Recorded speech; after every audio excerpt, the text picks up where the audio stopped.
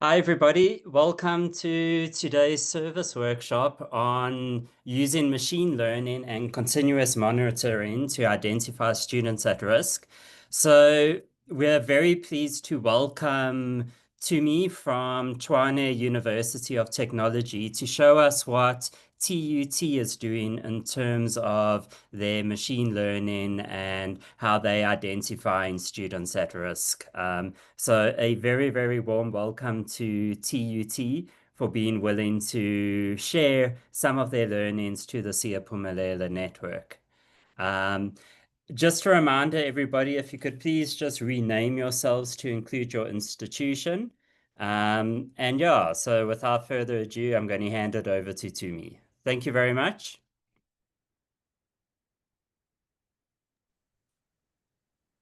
Thank you very much, Ashton. Good morning, everybody. I trust you guys can hear me loud and clear. Sorry, just please give me a second. So, all right, so let me just quickly introduce myself to those of you who don't know me. So again, like Ashton said, I'm Tumelo Setenane, commonly known as Tumi from TUT. So I work in the Strategic Management Support Division. And so we report to the DVC, Digital Transformation and Technology. And in our division, what we have three key areas, business areas that you could say: the TMS reporting, strategic planning, and the MIS slash business intelligence. And I'm sure you guys can guess within which business function I fall in. So, having said that, if you guys, I was asked to present at one of the earlier events of Siyaphumelela. But so if you guys were there, you would remember that what I had shown there was just the end results of what I could say, the dashboards of again the end results, once the models have been developed and deployed, the predictions were made.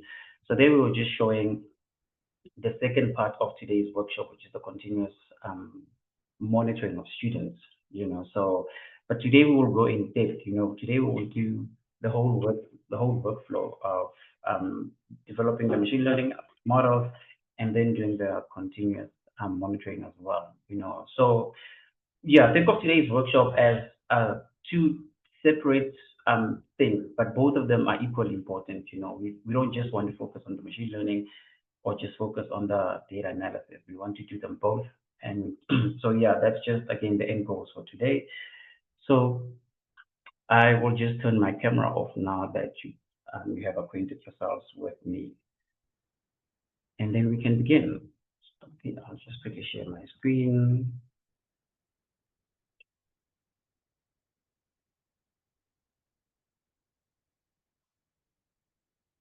Sorry, I'm sure you guys can see my screen. You should be able to see my screen.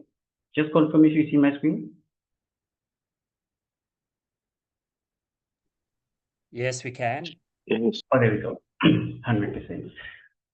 So the whole point of why we're here, again, the first part is to talk about machine learning. So I just have a quick presentation here. I'm just gonna fly through it, like 10 minutes at the most, to talk about why we're here, what it is that we're going to be doing, and explaining some key concepts of machine learning. Because again, I'm not really aware of anyone's expertise in here, if you've dealt with machine learning or not. So, but just so that we can cater to everybody. So when we look at machine learning, I'm defining it, I'm saying that machine learning is an approach to learn complex patterns from existing data and use these patterns to make predictions on unseen data. Fundamentally, it's about, learning. You have a data set, feed it to a model, and then attempt to predict outcomes based on new data. So that's just a quick definition of machine learning. And then we're looking at machine learning versus traditional methods of predictive analytics.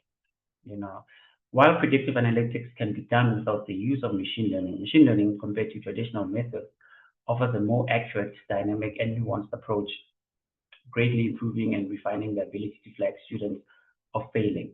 And that is also, I'm sure we all know this. For example, what we normally do is that, you will take a percentage, an average over 5 years, 10% of students failed over the 5 years.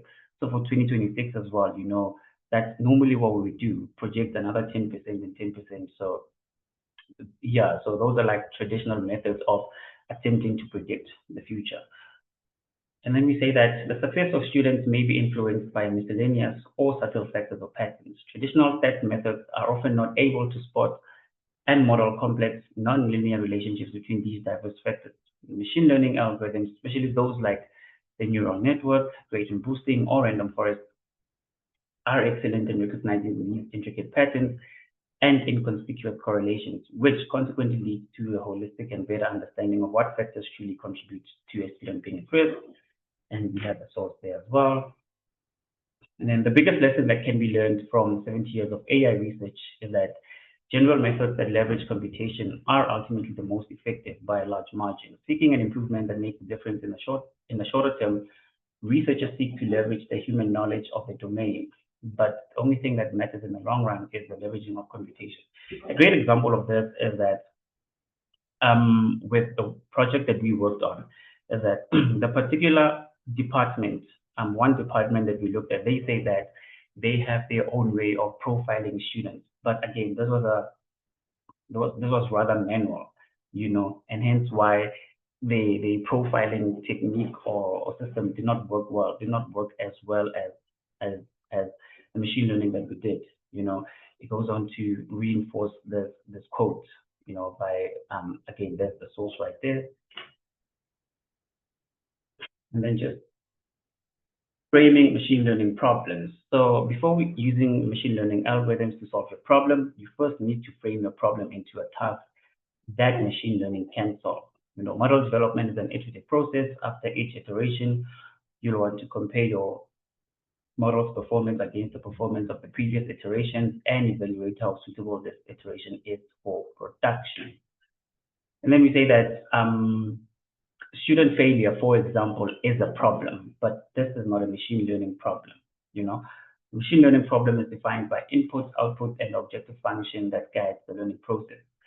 It is your job as a machine learning engineer to use your knowledge of what problems machine learning can solve to frame this request into a machine learning problem. So in this instance, we're talking about student failure, and then say, so this is how we can convert this into a machine learning problem. Given historical data on students' backgrounds and behavior, these are the inputs. Predict whether a student is likely to fail. The output by training a model to minimize the prediction error. So this would be the objective. And then, so what are we going to be doing today? In order to replicate a real-world detection system with ongoing monitoring, we will build 3 predictive models. You know what? It's going to be 2 because I looked at the time and then I looked at the amount of work and we were not going to be able to finish.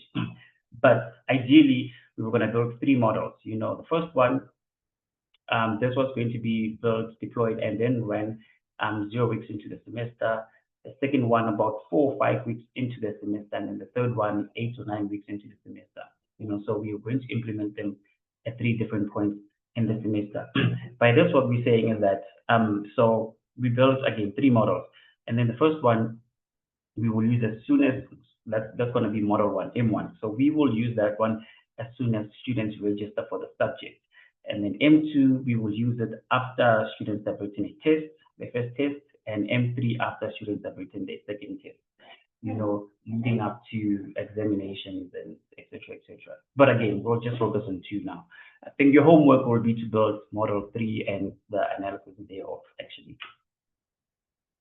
So objectives of the early detection system. So just keep these questions at the back of your mind. What we're trying to do is how accurately can we detect students at risk of failing, which student-related features are identified to be most influential for determining which students will fail, and how early in the semester can the models reliably identify students at risk of failing. So that's the key. So again, so we will look at this when we start dealing with the Power BI. So just again, keep these questions at the back of your head. How accurately can we detect student-related features, and how early can we detect these students? Right. Again, continuous monitoring forms a very important part of this project. It is aimed at assessing how well early predictions align with students' actual academic progression. So The first model will be implemented at the beginning of the semester based on demographic and historical data. Predictions will be made as soon as students register and will identify and track students who are predicted to be at risk. So once test one is completed, the early predictions will be compared to students' actual performance in the test.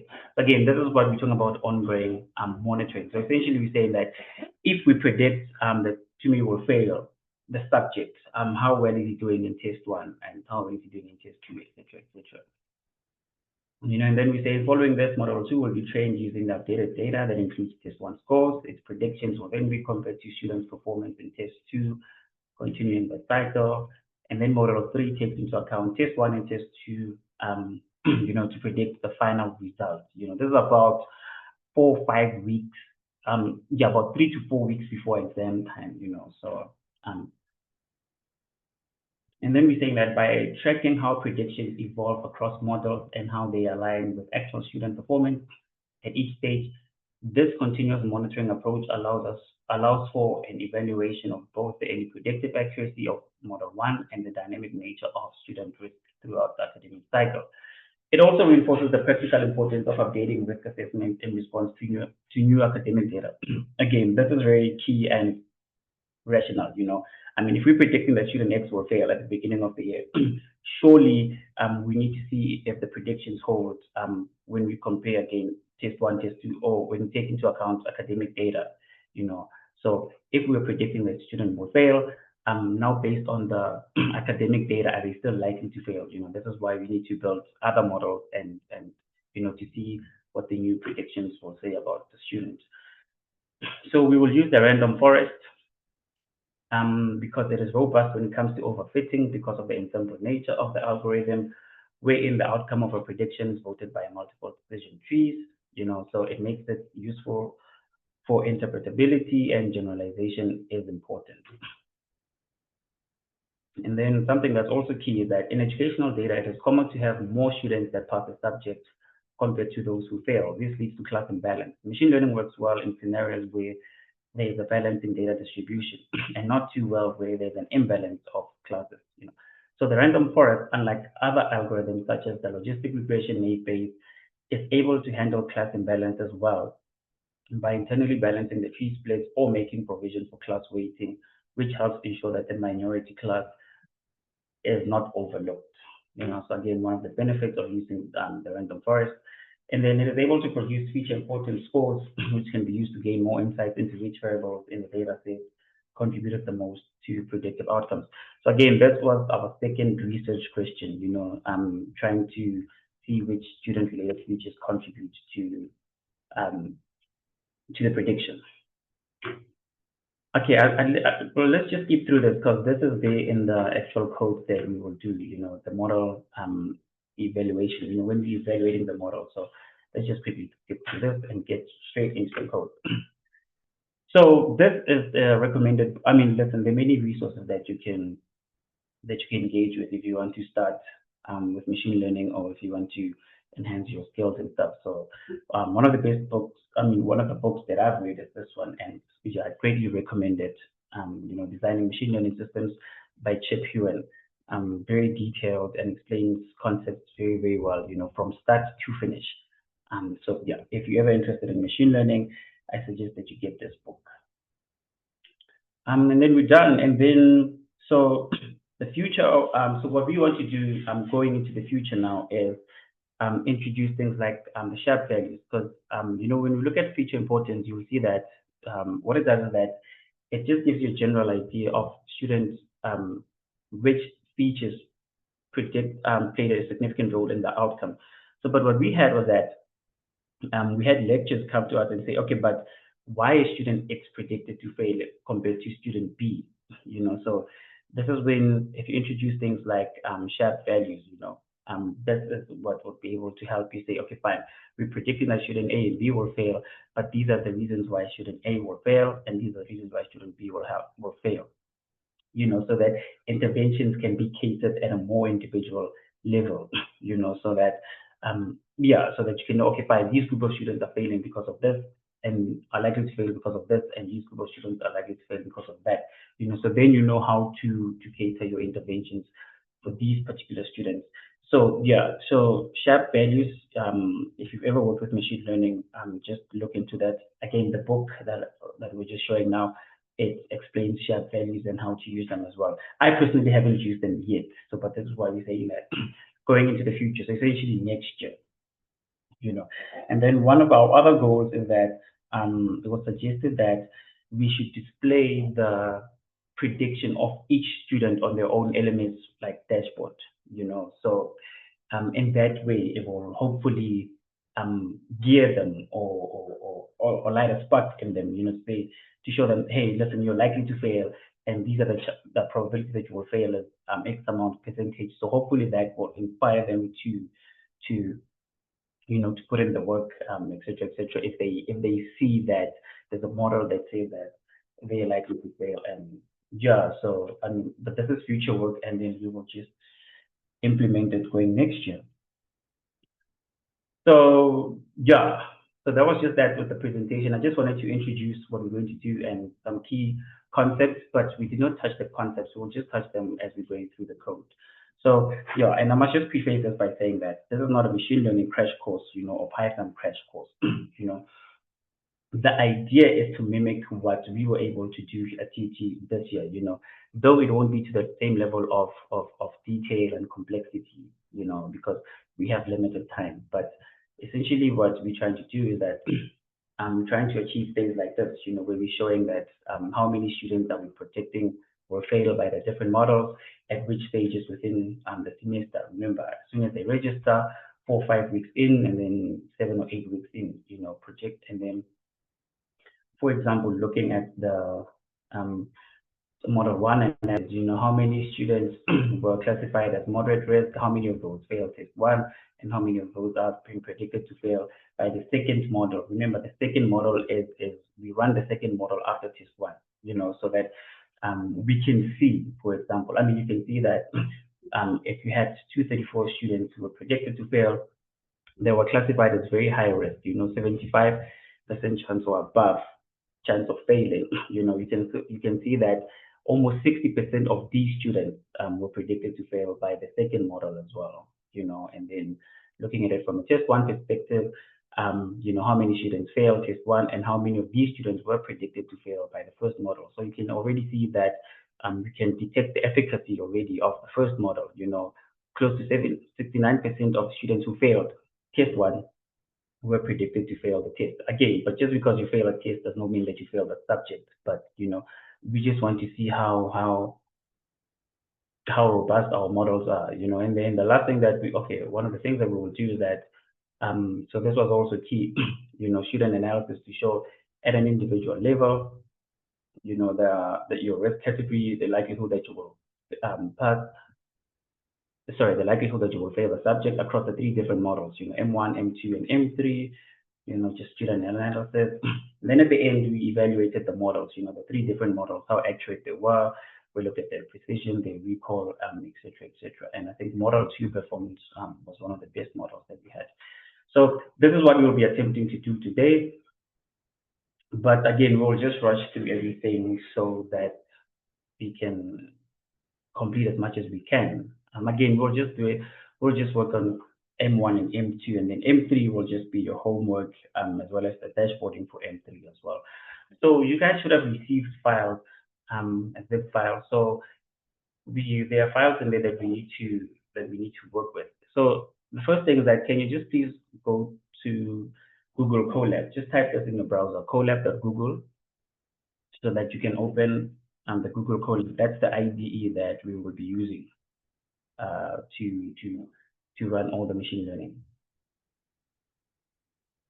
So just open Colab. Go to colab.google and then click on Open Colab. No, not open. Okay, sorry. Click on New Notebook.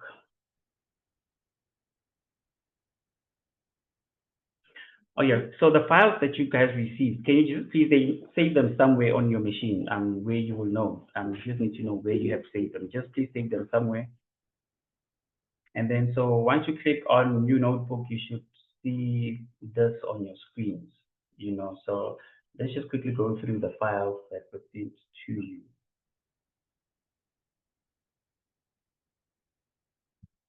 So these are the files that were sent to you. 2024 students, 25 final results, M1 predictions, M2 predictions, 2025 students, the Power BI file, the metric results, as well as the code, for this is where we'll develop and deploy the models, and then this is where we make the prediction. So, right, again, so just open that folder, save it somewhere, and then I need you to come click on File, and then click on Upload Notebook, and then browse to the one that says Model Development.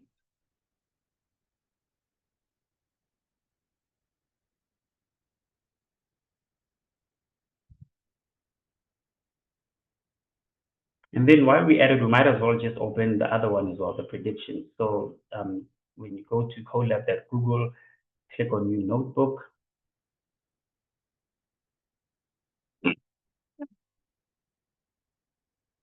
Yeah, while it's still running, so I'll suggest, I think that we can take a 10-minute break at about 10:30. Yeah, 10 minutes body break. We'll just see how far, how much ground we've covered. But yeah, hopefully at 10 we can take it like a 10-minute break or so. So the second one, again, the empty Colab file, again, just click on File and then Upload Notebook, Browse, and then click the one that says Predictions. So we will work with this one after we have done our model development and deployment.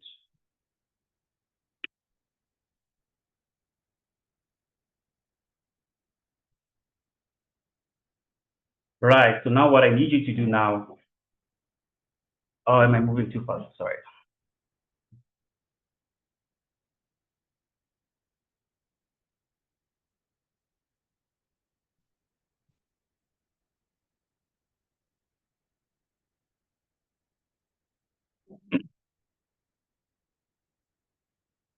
I'm sorry, just if you have not opened the two files, the model development and the prediction file as well, just please comment in the chat so that I can see who's still left behind. If you have, then it's okay. You don't need to say anything. If nobody says anything, then I'll assume that everybody is here now. Just wait. I see Manale saying that you're going a bit too fast. Yeah, So people haven't struggling. opened it yet. Yeah, everyone's behind. All right. Yeah, because Okay, you had to juggle between the two screens. So when you are this side, you give instructions this side. So we missed the other ones that you are giving on the other side. So that was the challenge. Yeah. You're using one screen. Yeah, it's gonna be a tough. Yeah. Yeah. All right. Okay, so yeah, let's just go through it again. So you go to colab.google, you click on New Notebook, and then it will open up an empty notebook. And then you click on File, Upload Notebook, and then navigate to the folder, the files that were sent to you, and then click on. All right. So this is what we're going to do. You come to colab.google. Please write this in your browser, colab.google, and then you need to sign into your Google account. Are we good with that, Mutusi? Are you here? Yes, following. Yeah, great stuff. And then click on New Notebook. Have you clicked New Notebook? Yes, I'm now following. Right, and then there's File. You'll see that at the top left, there's File. Click on File, and then you click to Upload Notebook. And then you must click on Browse, and then select the model development, the model development notebook, and then say Open.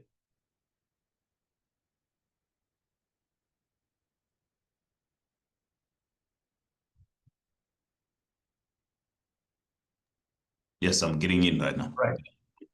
Okay.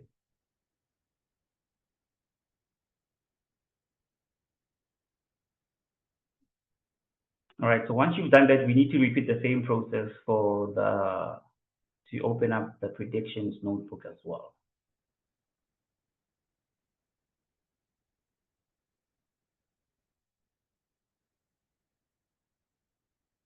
So you open up an empty Colab notebook, click on File,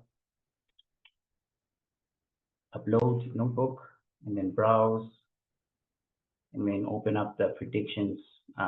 It says Jupyter source file, the notebook. So open.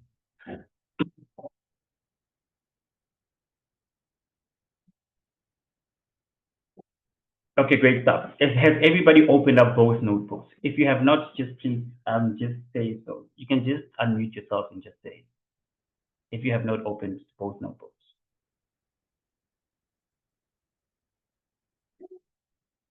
All right, so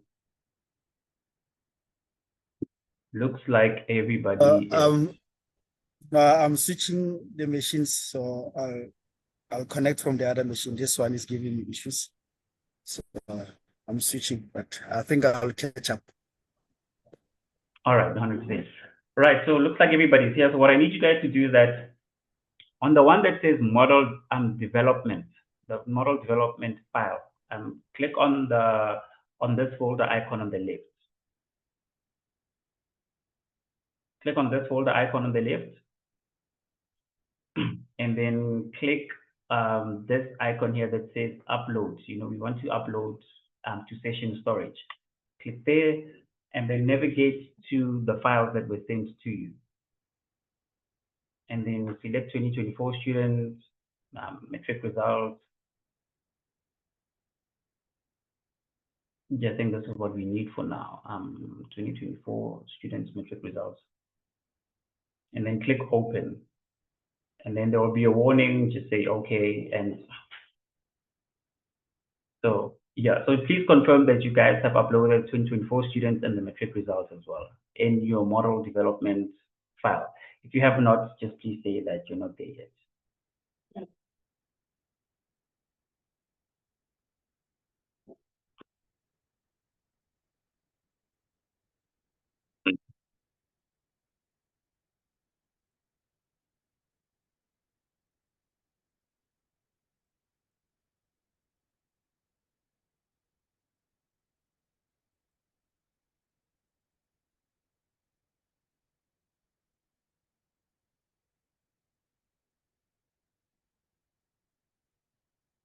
Get you there. Okay, you haven't received any files. All right, so Sorry, can you just repeat the instructions? Which icon do we click on the left? All right, yeah, okay, I'll do that. So Ketiwe, I uploaded a zip folder onto the chat. Just please download it and then unzip the files and then save the folder somewhere on your machine, maybe desktop or yeah. So you click on this icon here that looks like a folder on the left. Okay. So your notebook should be like this. On this one, the last one, it says file. Yeah. And then you click the upload. This one that has yeah. Click that okay. one, and then go to the folder where your data is, and then select 2024 students. Hold Control button, and then select the metric results file as well, and then click open. Okay. So now on the left, you should see the two files that you have uploaded. Either the new name or close file that is open on another. Yeah, and then you're gonna get a warning that talks about just say okay when you get the warning. It's fine.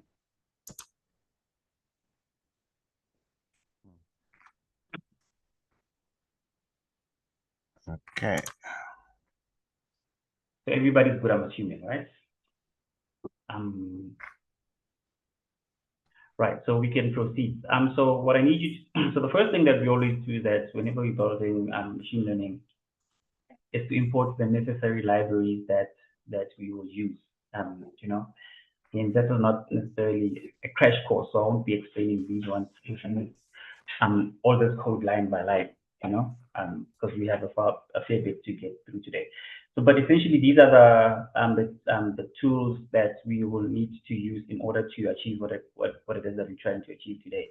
to import the pandas library, the NumPy, matplotlib, as well as the model.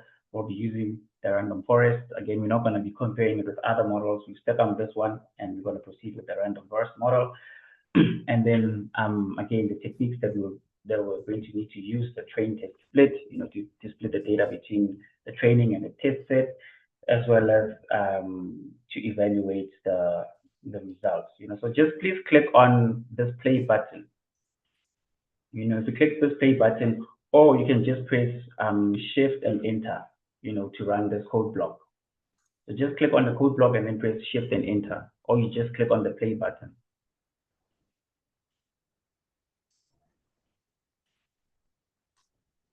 If anybody's stuck behind, just please unmute and tell me, and then we'll wait for you. Right.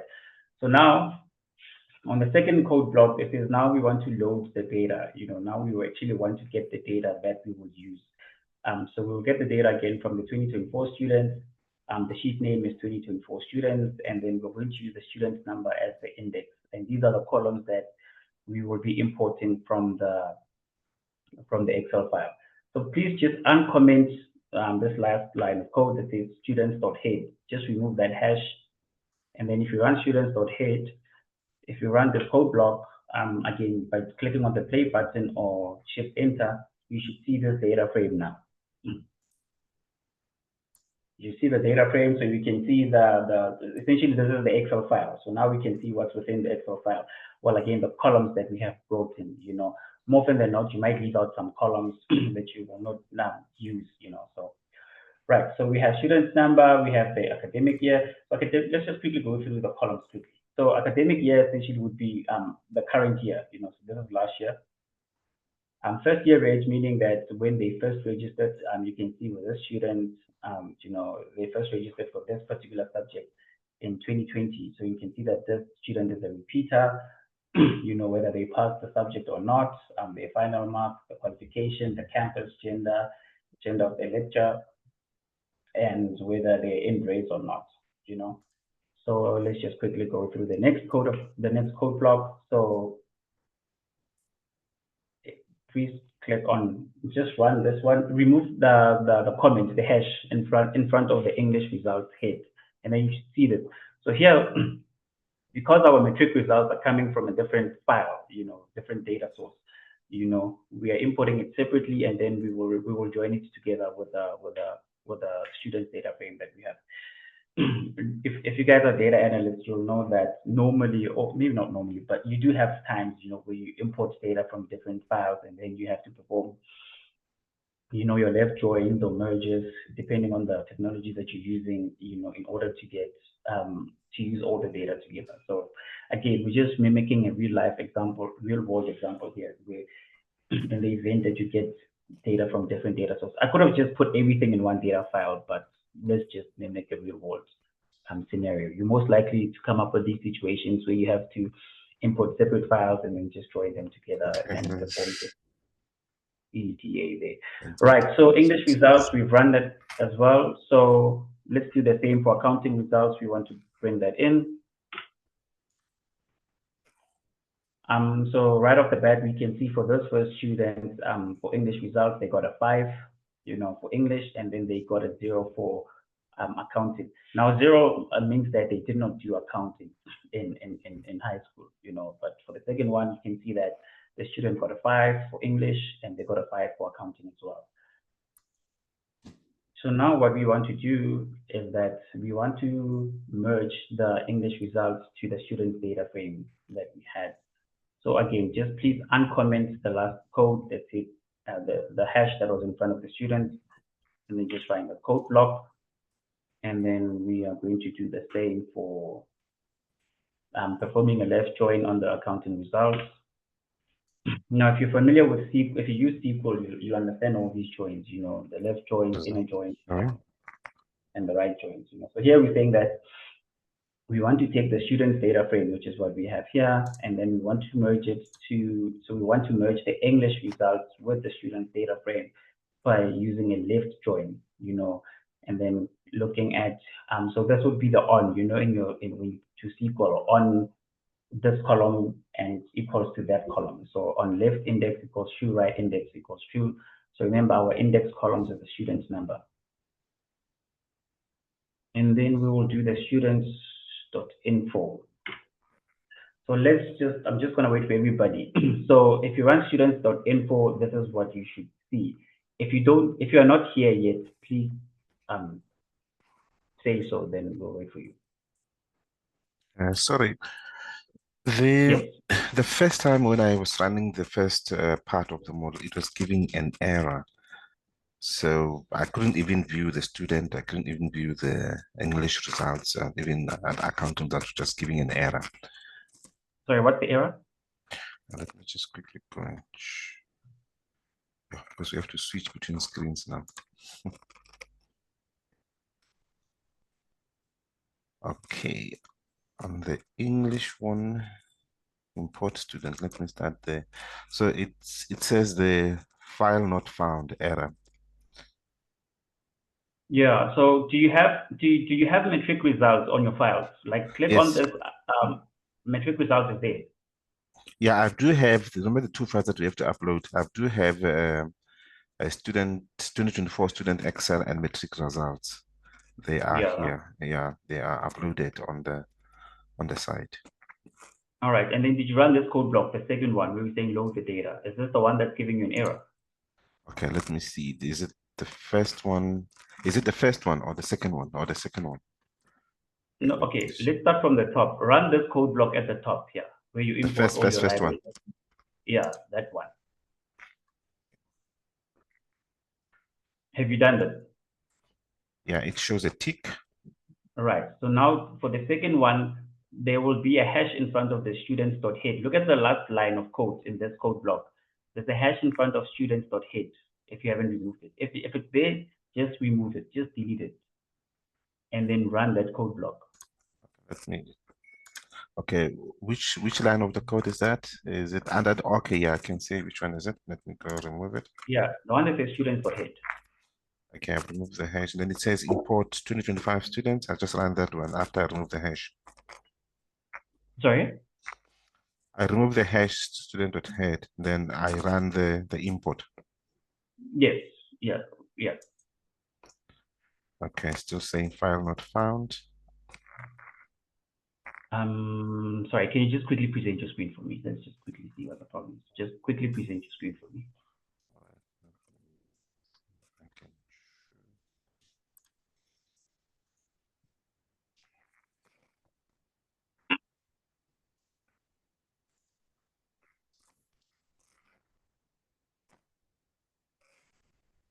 Can you see my screen? No, maybe I need to stop sharing. Okay, I've stopped sharing. Just quickly present. Okay. Still saying to me is sharing.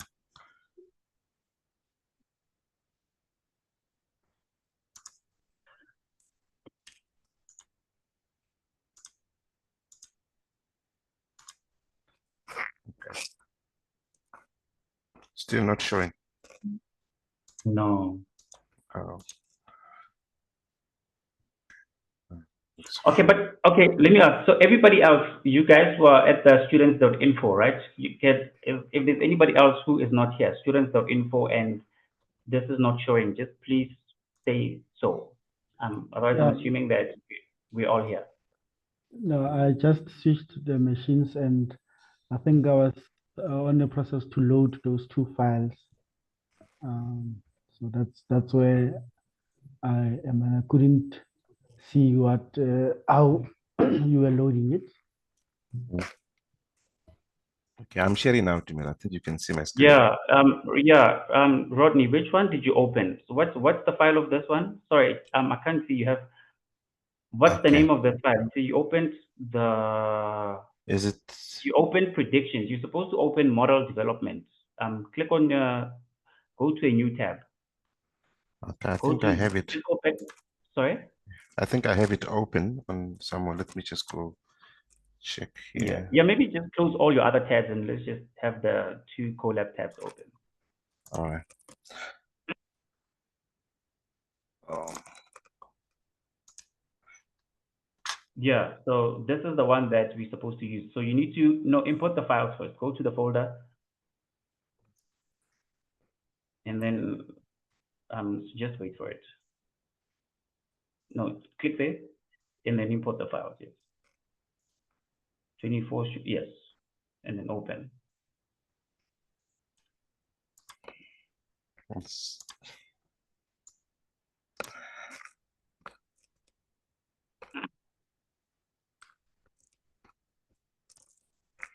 I think the other one has been used on that, so I should take it out here. No, yeah, it's fine. Okay, yeah, just delete. Just click delete. It's fine. Delete the file. Yeah, but we'll get back to this. Let's just worry about for that one first. Just go back there. Where's the 2024? Just upload it again. Yeah, open.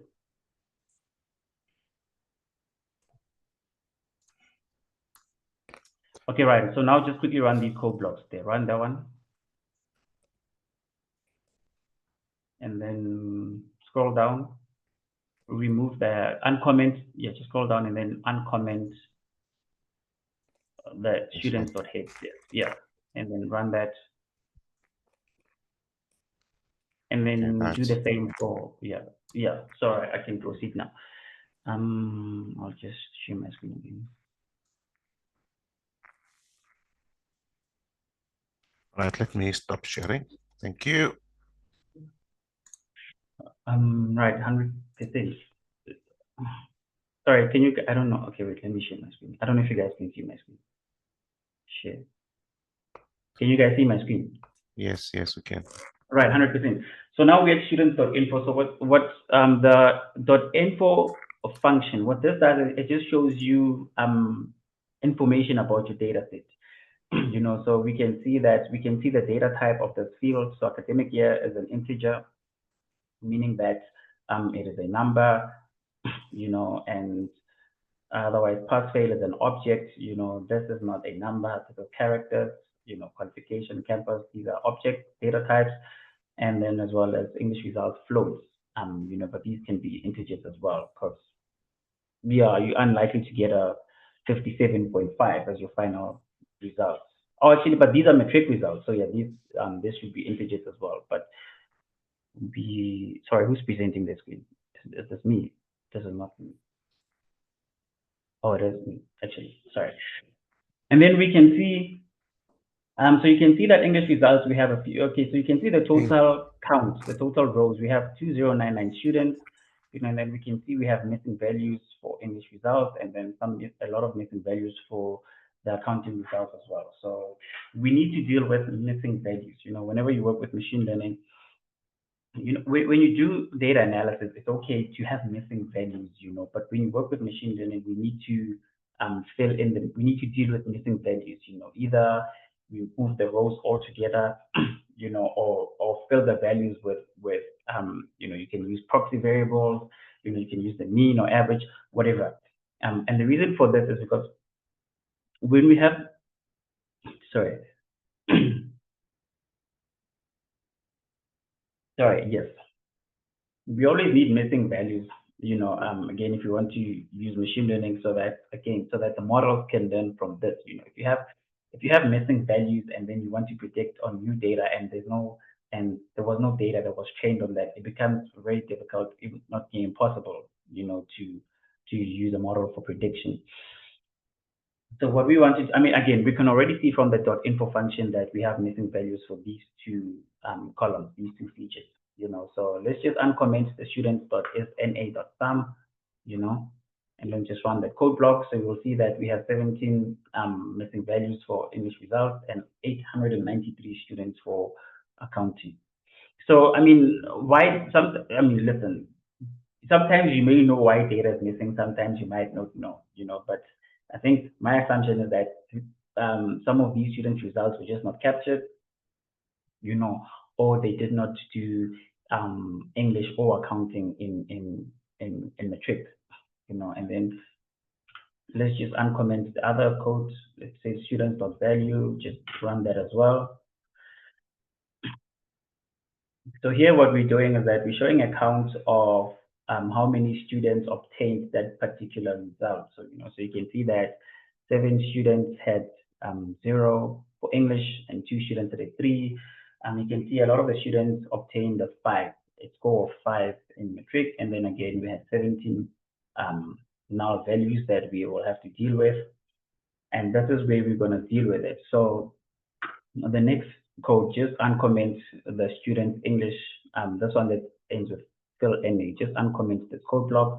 And then so what we're doing here is that saying that, listen, where there's a null value, essentially for these 17 students, put a 0, so yeah, and then we'll see how that looks like. Put a 0, and then let's just uncomment this code block as well. So we're repeating the same function for accounting. Uncomment the second line where we're filling in the 0 for accounting as well. And then now, if we uncomment the students.fna, the same codes that we ran earlier on, this one that showed us that we had 17 missing values for English and close to 900 for accounting, you will see that now we have 0.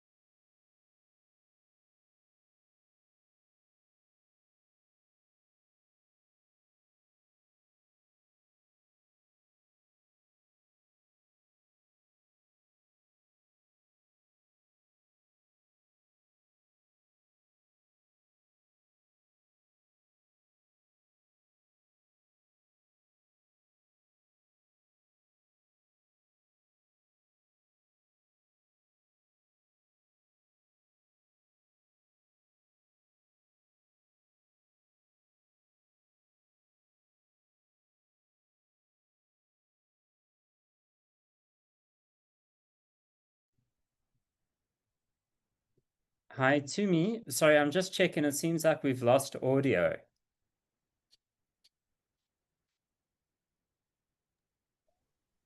I don't know if it's just me. No, couldn't for some time. I think. Okay. Yeah, we've lost. Okay, well, maybe whilst we wait for Tumi to come back. So all that we've really done at the moment is fill the null values. So our data set contained null values, and all that we've done is replace the null values with a 0 for both the English results and the accounting results. So we're just doing the data cleanup at the moment. Is everybody still with us? I'm sorry, colleagues, I got disconnected. Sorry. No, it's fine. So Tumi, I was just telling everybody that all that we've basically done is that for the accounting results and the English results that had null errors, we've just replaced those with zeros. And that's where we are at the moment in terms of cleaning up our data before we run things. Yeah. Let me just quickly okay. Need to upload the files again. Oh, I still have it. I'm just going to quickly save this file. Save. Right. So okay, we have filled in the missing values. So let's just quickly go through the inconsistent text and typos. So again, ideally you want to have you know, consistent data. You know, I mean, for example, if you're data analyst, you know, doing Power BI or Excel dashboards or whatever BI tool that you use, for example, you will know that, let's say if you have city, let's say you want to see people by city, and then one person says Pretoria, and then another person says PTA. You know, if you do a bar chart or whatever, these will show as two different entities, you know, because they have two different names. So that's what we want to do now. We want to make sure that our data is consistent and clean, so that, you know, if we're predicting for people on who are in Pretoria, we look at everybody who's not Pretoria and not just separate them by Pretoria and PTA. You know, so it's all about. I mean, we all know about the concept of garbage in, garbage out. You know, in systems. So and data analysis. You know, so this also extends to machine learning. So right. So now we're just going to be dealing with inconsistent text and typos. Again, just to mimic a real world example, because again, more often than not, your data will not be clean. You know, you have to do a lot of what we call EDA, you know, to explore your data, exploratory data analysis, and where you perform all the necessary tasks to make sure that your data is ready for modeling. So please just uncomment this line here with this: determine unique categorical values, and then just run this code block. So once you run the code block, so then you'll be able to see that, okay, for science, for parts, so what we're doing here is that we're just showing the distinct, the unique categorical values within each column, you know. So you can see for column pass fail, we have a P and a F, and we're happy with that. And then we can see for qualification, we have qualification A until F. And then if we're looking at campus, we can see that for campus, we have a problem, we have a bit of a problem. You know, data is not consistent, it's not clean. So you have campus B, like the B, and then you have campus B, and then you have a small b, and then campus AA. Now, again, this will give us a problem when we try to do modeling, because it will treat all of these campuses as different entities when actually it should be one, you know, the B's and the A's as well. And then you can see for gender as well, we have, you know, inconsistencies there as well. You'll see for INRES, we have data inconsistencies there as well. So we need to clean this up and make this consistent. So now what we're doing is that in this code block underneath, what we're doing is that, so we're saying that, so this is like an if statement, you know, the where clause, the NumPy where function. It's like an if statement if you use Excel or Power BI. Or case statement in SQL. So we're saying that where campus, where you see campus BEE and campus with a small b, make this campus B, you know, and then you're saying that where campus is AA, make this campus A. So it's saying that if this, and then saying else if this, and then we're saying else, otherwise take the entire campus field, you know, and then we're doing the same for gender, you know, where it sees the male MALE or MAIL, you know, make this M, and or take the gender column feature, and then we do the same for whether you're in res or not. If it's a negative, then it should be no. If it's positive, it should be the value should be yes. Otherwise, take the rest of the fields in that field. Again, think of this as an if statement, you know, a nested if statement in Excel. And then just uncomment this line at the bottom that says determine unique categorical values. If you run this code block, you will see that now our data is clean. You know, we have consistency in our features. So whoever is not here, please just say that you're not here. Otherwise, I'll continue within the 3 seconds. Yeah, hello? I think, hello? Yes. Can you hear me? Yes. I think I got stuck when loading the two files at the beginning up. So. All right. Okay. Please present your screen for me. Let's just quickly do it. Okay. Present your screen for me. Okay. Let's do this. Share.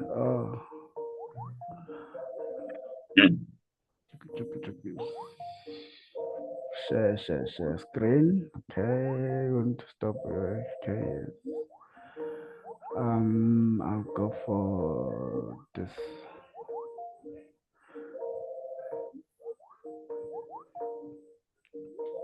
Are you winning? Go share. Okay, let me just click. I don't know. Can you see my screen? Okay. Yeah. Yeah. I messed up. Yeah. What you need to do is that in front of EDA tools there, the very first line, put a hash. There was a hash. A hash. Yeah. Yeah. Essentially, a hash is like when you comment out something. Okay. Yeah. Yeah. So, all right. So just run that code block. This one. Yeah. Yeah. All right. Now scroll down. Load the data as well. Put the hash. There was a hash. Yeah. So. Okay. Just put it there, and then run it quickly. And then go back down. Go down. You probably did the same thing for everything. Yeah. Put a hash key there. Let's just.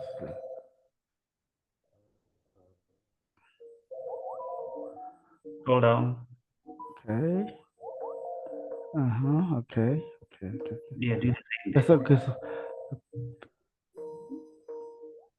Okay. Oh.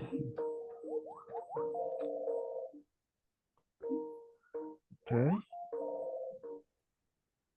No, and then just okay, yeah, but you can just skip. Okay, then just run that one. Then just run.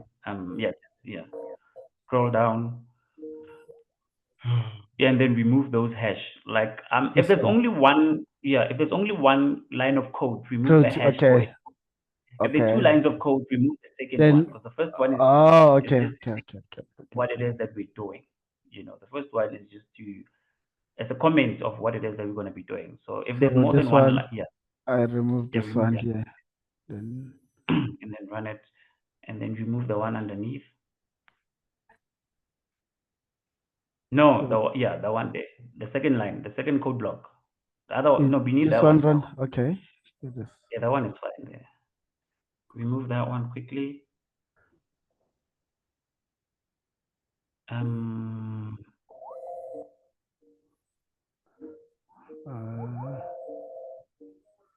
Sorry, scroll down. What's the problem? Scroll down. Accounting results. Scroll back up. Just please scroll back up.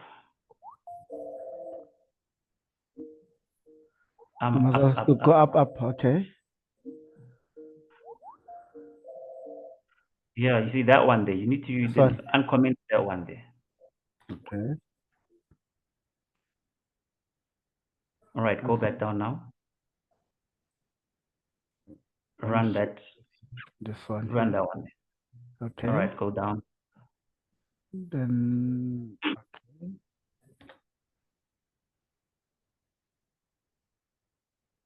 And then that one there. This one. All right, just scroll down. Yeah, just uncomment it quickly. No, uncomment first. Yeah, uncomment there. Remove the hash. Yes. Okay. And then scroll down, and then the hash at the bottom. Yeah. All right, and then you can stop sharing after. All right. Okay. Thank you. All right. Yeah, no problem. I'm gonna share my screen again. Right. So everybody is here. So now what we're gonna do is still continuing with our data exploration. Just click uncomment. Remove the hash in front of students.describe and then run the code block. So now the describe function, what it does is that it just gives you descriptive data, about your your integer fields, your numeric fields. It just shows you how many there are, what is the mean, standard deviation, the minimum, the max of. But yeah, remember these are the numeric fields, so. Things like academic year, first year. So things like essentially like campus, you won't see data about campus whenever you run the students.describe. This one just shows you information about your numeric fields. So, so what we can see, for example, if we look at final mark, we can see that there was a student or students who received a final mark of 97 because this is the maximum number seen in this field over here. And then you can see maximum number for English results is 7, as well as accounting results is also 7. So now, if you remove the uncomment, the second code, the second line, which is students final mark equals 97. So here, for example, we're just interested to see which are these students who receive the final mark of 97. If you just run that code block, we can see that this was a student. So you can see that this is not a repeating student. That's the qualification they were doing, the campus. You can see the gender.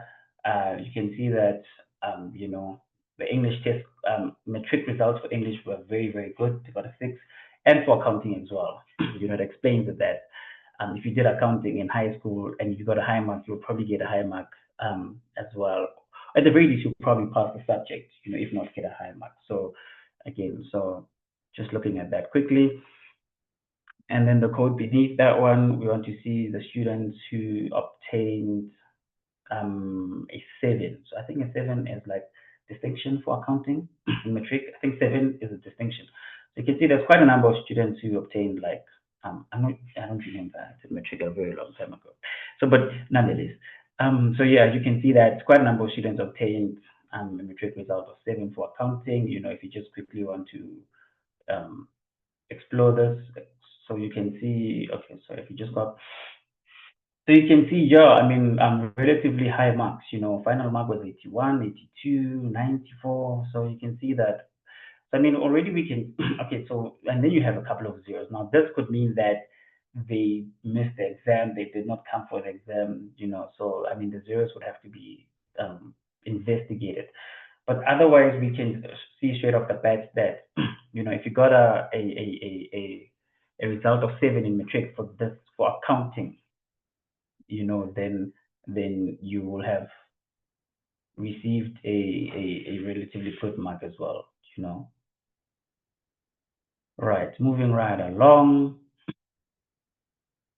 So now what we want to do is that we want to, convert we want to do a bit of feature engineering.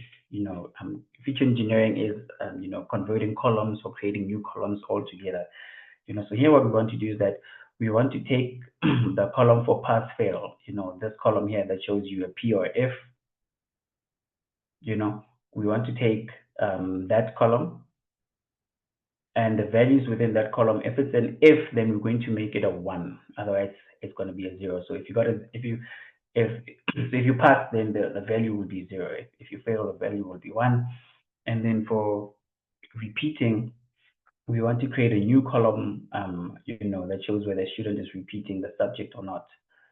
So we're going to say that if the academic year is greater than the first year, the first grade year, then we will assign that a 1, or otherwise it's going to be a 0.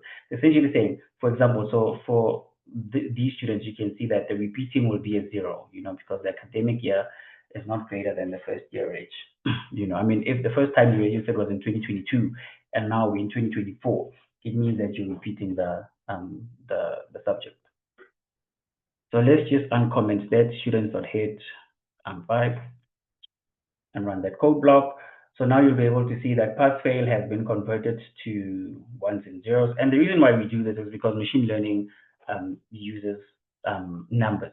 You cannot necessarily, well, again, it really depends on the algorithm that you use. Like something like the naive Bayes, where you tokenize the data, you can pass in text values. But generally, more often than not, you need to pass in numeric values, as opposed to text data, things like qualifications, FC, or things like this. And then you will see that the newly created column that we created is this one over here. So 0 meaning that the student is not a repeater. And then we can see that this one here is a repeater. And now just remove the, oh yes. So if you go back to this data frame here, you will see you have academic year and your first registration year column as well. So now we want to drop these columns, both of them, because we have just engineered a new feature. You know, this column here, repeating will tell us whether or not you're repeating the subject or not. And we don't need these two columns anymore, the academic year and the first year registration. So we will just uncomment remove the hash in front of the students.drop. Right, so that is done now. So if you were to run the students.head, okay, let's just quickly do it. Yeah. So just quickly under this one where it says students, where we just dropped the academic and first year rate, just click on this button that says code. You know, there's code, and then just run students. Just type in students.head. And if you run that, you will see that we no longer have these columns. We no longer have academic year and first year registration columns as well. So, right, so now we hear data leakage. Is everybody here who's not at data leakage? Who's not following? If you're not following, just state that you're not following, and then we'll wait for you. Give you like 5 seconds.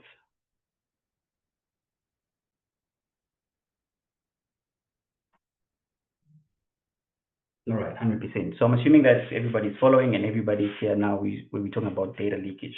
So now let's just quickly explain what data leakage is.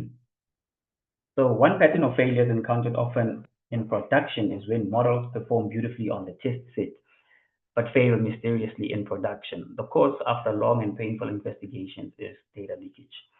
Now, data leakage refers to a phenomenon where a form of the label leaks into the set of features used for making predictions, and this same information is not available during inference. Now, here's an example. Suppose you want to build a machine learning model to predict whether a CT scan of a lung shows signs of cancer. You obtain data from hospital A, remove the doctor's diagnosis from the data, and train your model. It did really well on test data from hospital A, but poorly on the data from hospital B. After extensive investigation, you learn that at hospital A, when a doctor thinks that a patient has lung cancer, they send that patient to a more advanced scan, which outputs slightly different CT scans. The model learns to rely on the information on the scan machine used to make predictions on whether a scan image shows signs of lung cancer. Now, hospital B sends patients to different CT scan machines at random, so your model has no information to rely on. We say that the labels are leaked into the features during training. So, okay, let me explain it perfectly with our example. So, just don't run this yet. Just remove the comment from the students.drop. So, we need to drop the final mark. Remember, if you look at the data frame, you have final mark, this feature here. So we need to drop it, and the reason why we need to drop it is because if we don't drop it, then the data will leak into the training data, and this is not what we want. Again, because if we don't deal with data leakage, our models will perform very well when we test them. We'll be very happy and say great accuracy, recall, and precision. But when it's time to predict on new data, it will not do very well. And the reason for that is because the model can already infer from your final mark whether you will pass or not, whether you have passed or not. For example, if somebody has received an 80 for their final mark, that means that they have passed the subject.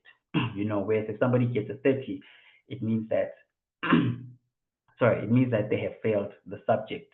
So this is why we need to remove this final mark again, because when we're predicting on new data, like new student data, we will not have this column or this feature available to us.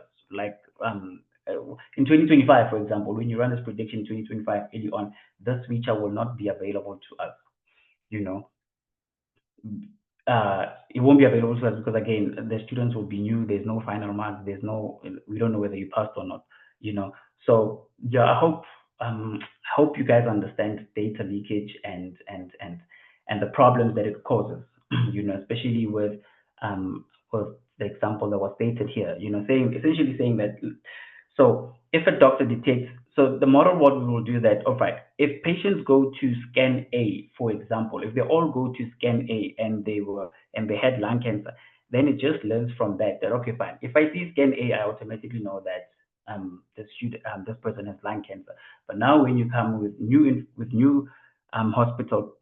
patients from different hospitals, and there is no scan A, it cannot make predictions very well, you know. So that's why we say that labels are leaked into features during training. So we always have to deal with data leakage, you know. I mean, there's different ways in which you can deal with data leakage. So, but right. So in our example, so we will drop final mark because I mean you don't even need it. You know, if you know that somebody got a 51, you don't even need a machine learning for that. You know, oh, okay, you passed. You know, if you got a 52, oh, okay, you passed. You understand? So if we don't remove final mark, it will introduce data leakage, and again, this will be catastrophic when it comes to predicting on new information, new students. So let's just quickly run this and then run students.head again and comment that. And then we will see that we no longer have that final mark feature. And then let's just run this one for value count as well. You know, students uncomment that.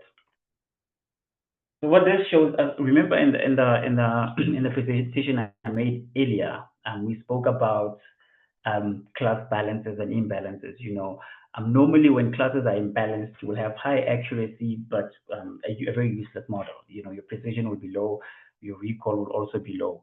You know, so yeah, again, more often than not, you need to have a balanced number of classes, you know, between the binary features that you're trying to predict, you know, binary classes. So we can see here that we have 1,992 students who passed the subject and 907 of them who failed the subject. You know, I mean, it's not too far off. So let's just quickly change this argument where it says normalize equals false. Just say true. Just say true, and then what normalize equals true does, it shows you the percentage. You know, so you can see that around 57% of the students passed the subject, and then 43% of them failed the subject. Now, this class distribution is fine. You know, it's good. And again, because we're using the random forest model, you know, I mean, random forest algorithm, you don't necessarily, you have to do little to no pre-processing of the data. You know, if you're using other algorithms, you probably have to do things like oversampling, you know, using the random oversampler or the SMOTE synthetic minority oversampling technique, you know, to try and make your classes balanced. But we're good with this. We're good with the 57-43% split. We know that our algorithm will handle the split very well. So, right. So again, so whenever you do a value count, if you put in the normalized argument and say true, it just shows you percentages. Otherwise, if you say false, it just shows you the actual numbers. Right, so now before we actually do the encoding, let's just please uncomment this one and then just we're going to create a new data frame called students underscore WT1. So it's just going to be a copy of the students data frame that we have. And we are going to use this later on. Right, so is everybody here? Are we all at encoding categorical columns? If you're not there, please state so.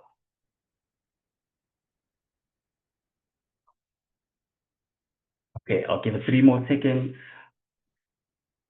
Right. So earlier on, I spoke about machine learning. Whenever you pass the data, it has to be numeric data. You know, no categorical data. So we say that we encode categorical columns to convert them into numerical formats that machine learning algorithms can process. Many algorithms require numeric input as they can interpret text data. Interpret text data directly. Encoding creates binary or numerical representations of categorical values, allowing the algorithm to use these features effectively in training and predictions. Right. So we understand essentially what we do is say when you see we remember we saw the campus A, campus B, C, D, and so on. Essentially, we want to convert those to numbers. For example, they might say campus A is a 1, 2, B is a 2, etc., etc. So what we're going to do is that we're going to use the get the get dummies function. So and then we pass in our data frame, and then we say drop first equals true. So please run this text and this code as well. And now we have to split our data into X and Y. So the features and the target. So X represents the features or the input variables of the data sets. These are the data points or attributes used by the model to make predictions. For example, in a data set predicting student performance, features might include study hours, attendance, or grades. And then the Y represents the target or the output variable. This is the variable the model is trying to predict. Continuing with the student performance example, the target could be whether a student passes or fails, or the final grade that they receive. Again, it all depends on what it is on your modeling objective. What is it that we're trying to predict? So let's just please run this code block. So essentially in our students data frame, so the features will be everything except this pass or fail column. That will be our target. That's what we're trying to predict.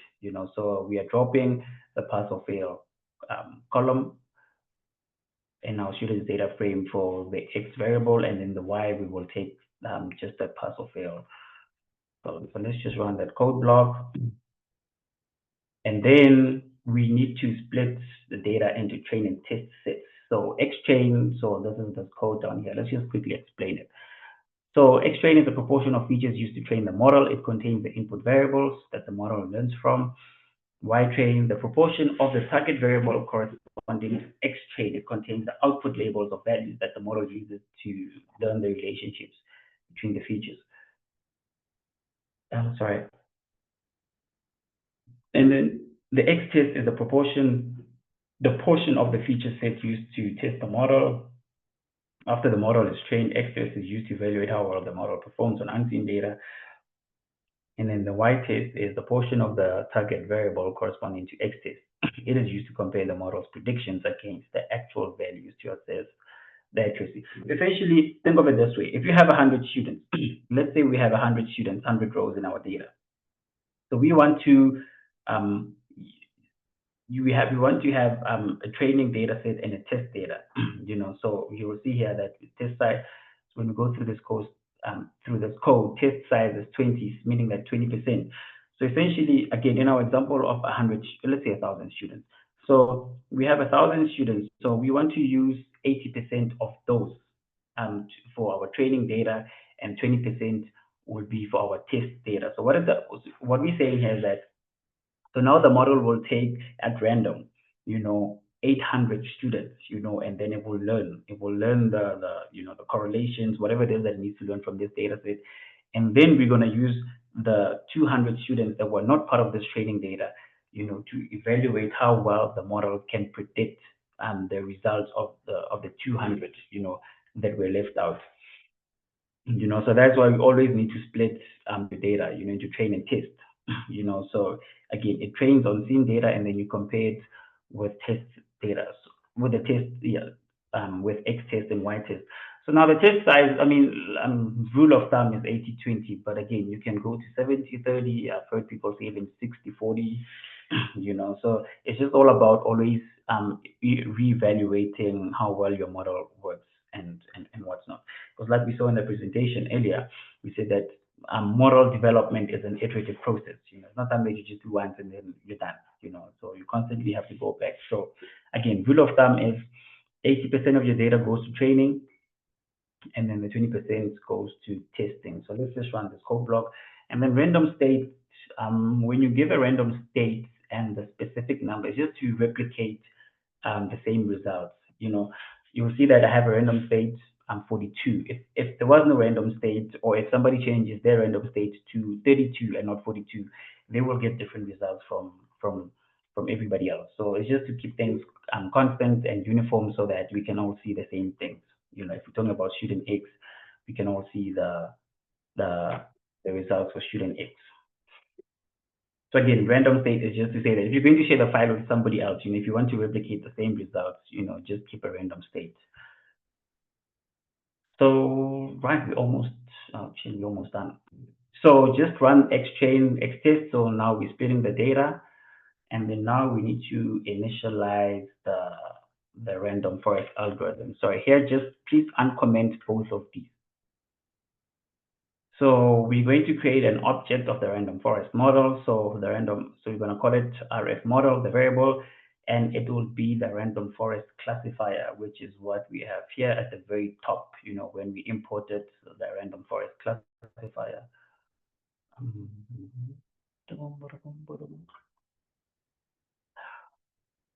I don't know where I am now.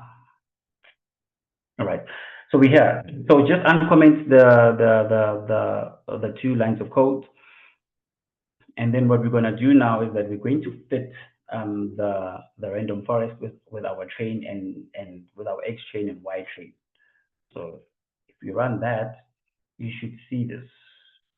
Does everybody see this random forest classifier? If you don't see what is on my screen, just please say so and we will wait. All right, great stuff. Right, so here what we're saying is that, so like we're talking about the X train and the Y train. So now here again, if we had 100 students, sorry, 1,000 students, so we are fitting our model with 800 of those, you know, so this is where it will learn from those 800 students. That's where it will learn all the things that it needs to learn, you know, so, and then hopefully it has learned very well. We will see when we evaluate the models. So, right, so now it's time to evaluate the models. Please uncomment everything like this. Just leave, don't uncomment generate confusion matrix. Leave that in, and then every line of code below that, just uncomment it. And then if you run the model, so it should, and so now it's going to generate the confusion matrix. Is everybody seeing this? Okay, who's not seeing this? If you're not seeing this, please state so. I'll give you like 3 seconds. All right. So I actually thought I had the code to explain the confusion matrix. Clearly not. So let's just quickly go back to my presentation. We talk about model. Right, so the confusion matrix is a table summarizing the frequency of predicted versus actual classes, you know, for a given set of data. Sorry? Sorry, just before you go, how do you undo? Because I just uncommented the wrong. Yeah, I deleted. Yeah, I also deleted something there. It's I can't tell what was it before. Yes. Sorry, what did you delete? It was, yeah, I think under I generate got it. confusion matrix. Yeah. Everything that we're supposed to uncomment, It's gone. Undo and okay.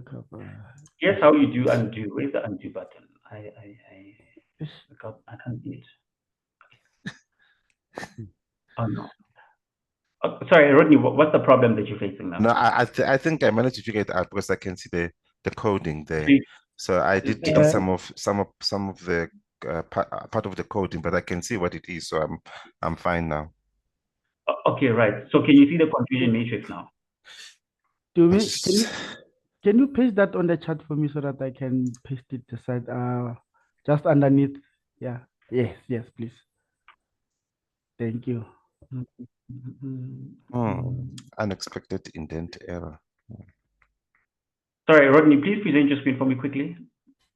Quickly. I'm gonna stop sharing now, and then we need to take a break. We'll take a break in like 5 minutes. Sorry, just present your screen for me quickly. It's trying to do that.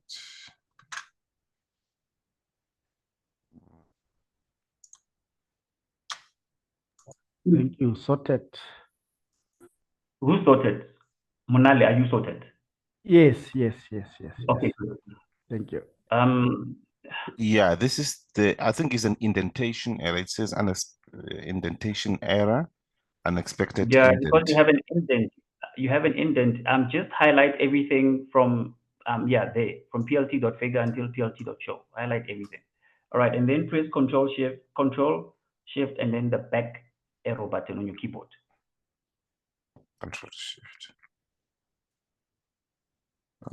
Is it not working? Okay, it's fine. Just click on PL. Right, click delete. Go back. Press backspace there. Backspace.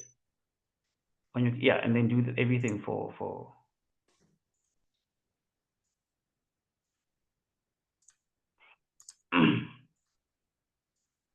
Okay, run that now.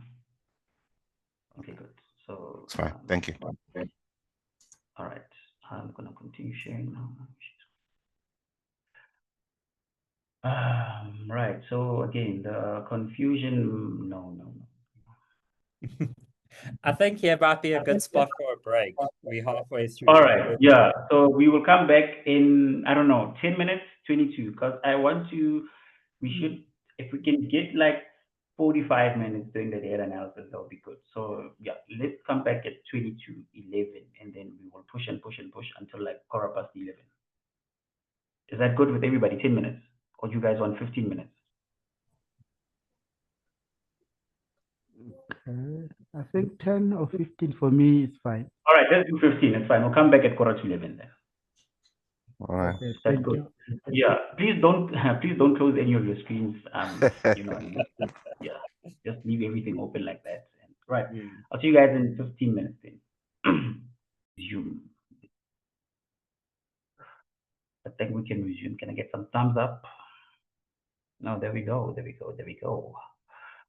Right. So now let's just quickly explain the confusion matrix. So confusion matrix essentially here we're showing the predicted classes versus the actual classes. That's what we're doing here.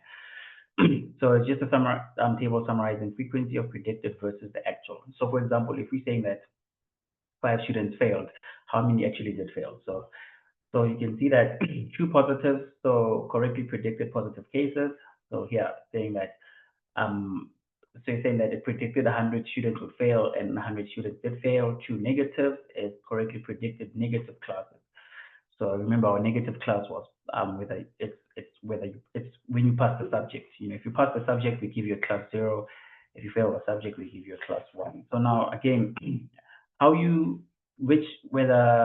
assign your classes, whether 1 or 0, it really depends on your modeling objective. But yeah. So and then incorrectly predicted positive cases. So these are false positives. So here, for example, predicted 15 students will fail, but they passed. And then true negatives is incorrectly predicted negative cases. It predicted 5 students will pass the subject, but they actually fail the subject. So from the confusion matrix, we're trying to derive accuracy, precision, and recall. Let's just quickly go through these things.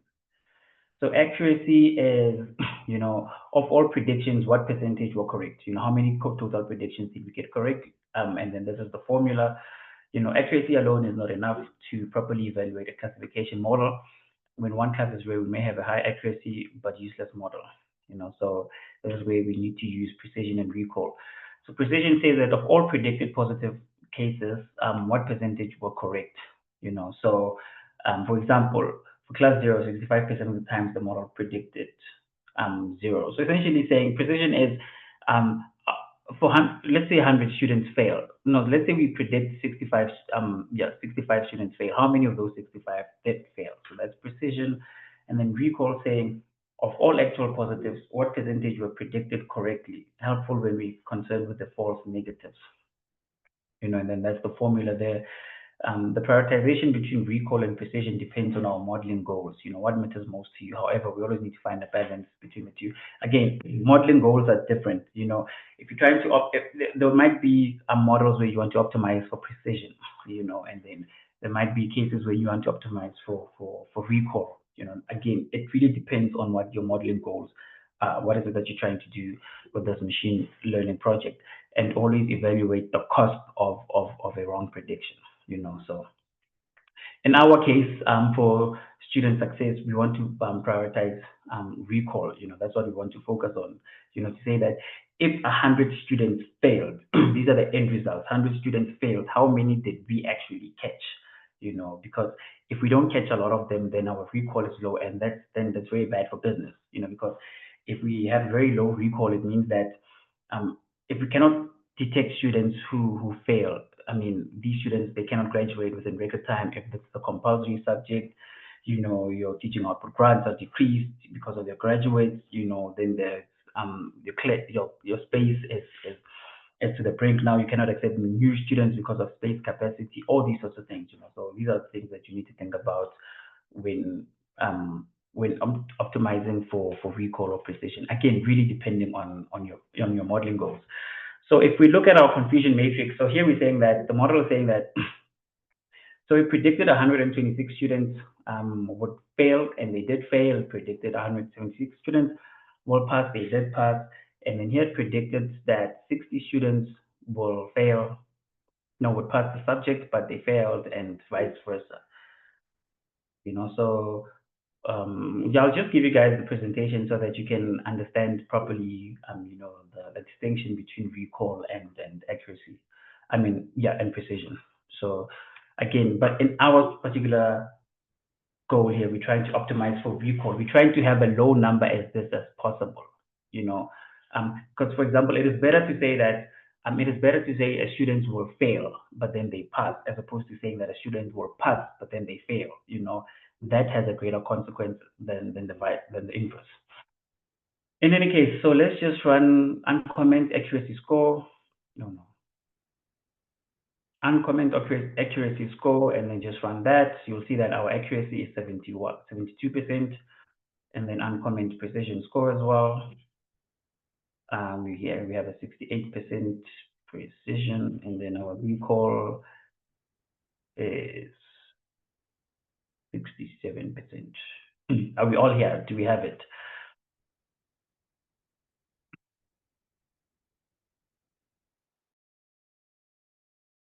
Right. So again, so now essentially what this means is that, and always remember, with this particular model that we're building now, this one is done at the beginning of the semester. This is like what, 5 months before the actual exam and before actual results are out.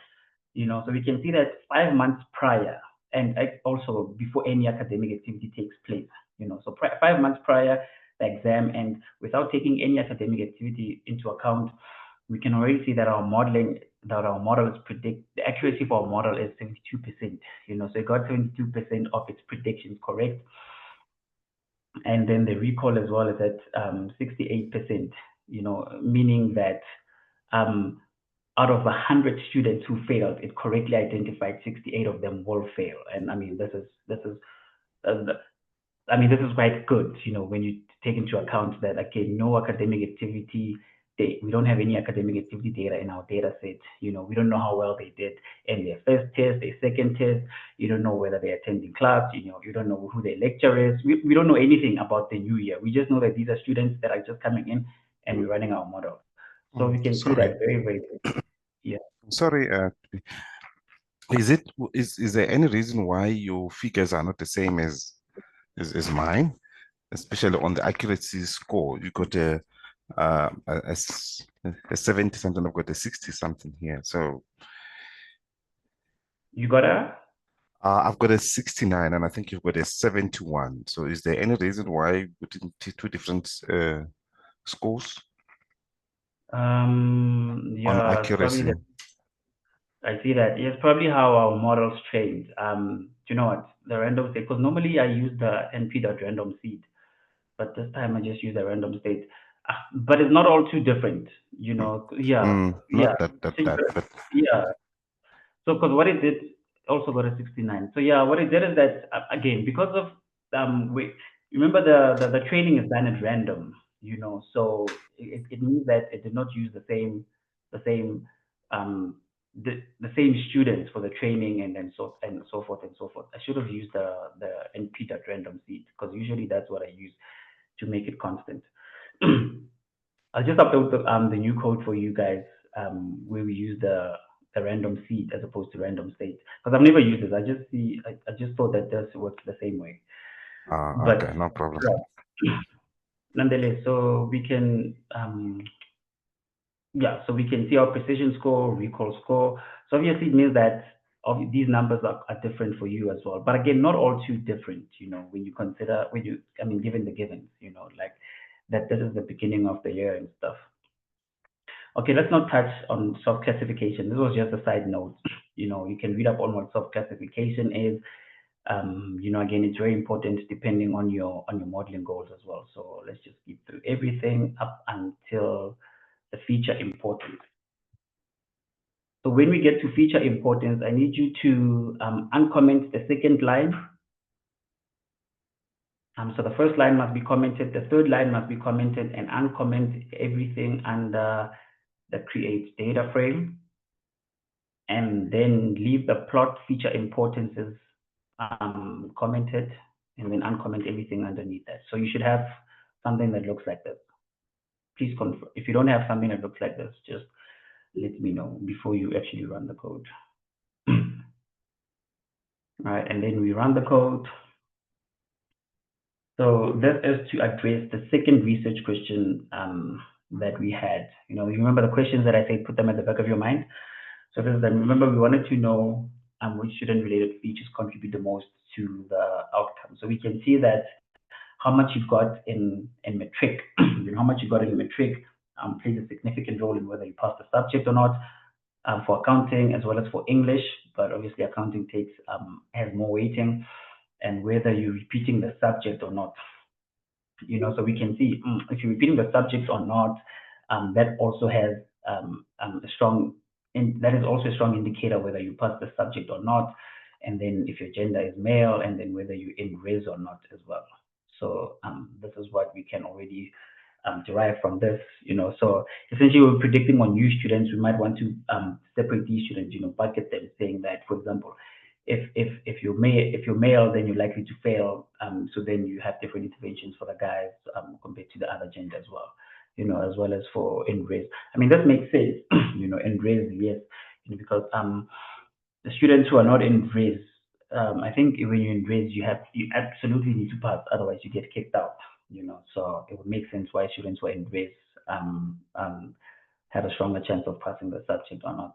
So, but again, these are the if you just look at these ones going up, so these are the most important features, in contributing to the outcome. So let's just quickly do hyperparameter tuning. So hyperparameter tuning is we want to improve our model. So just by changing some of these parameters here. So let's just quickly run this code block here and the hyperparameter tuning. Please run that.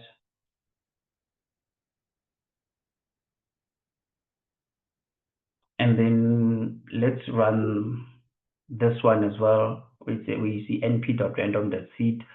Just run that. So now this one will take a bit of time, maybe 2 minutes or so to run. Just run that code block as well.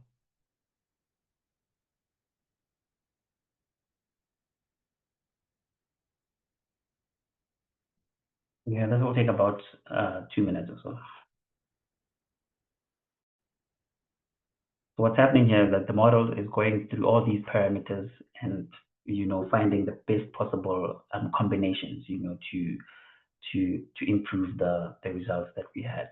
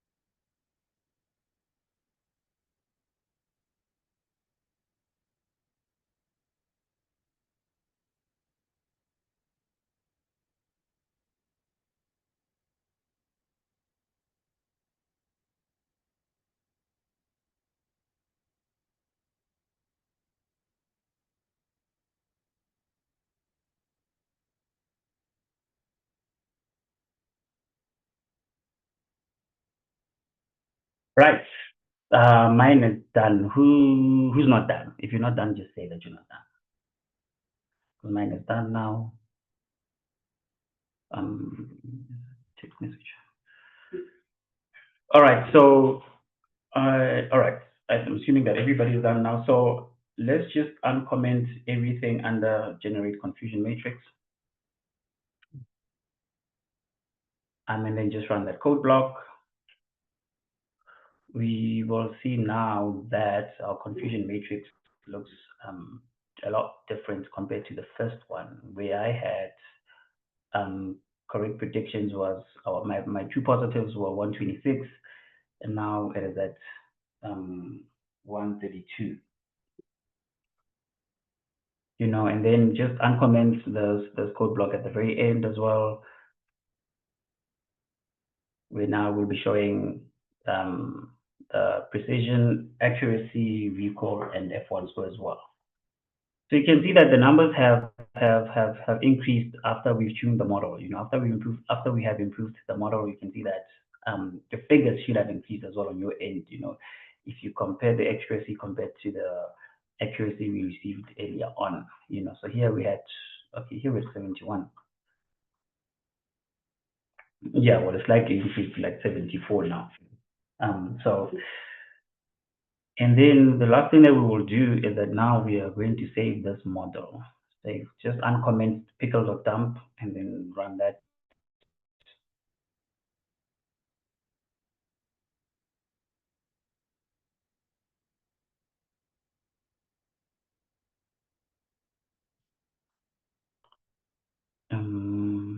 Has everybody ran this? Or is it not showing on my end now? You should be able to see a model one down here. Oh no, my data slow. Yeah, so once you run the pickle.dump, you'll be able to see the model one.pickle file here on the left. It's not showing on my end. Oh no, my pen is slow.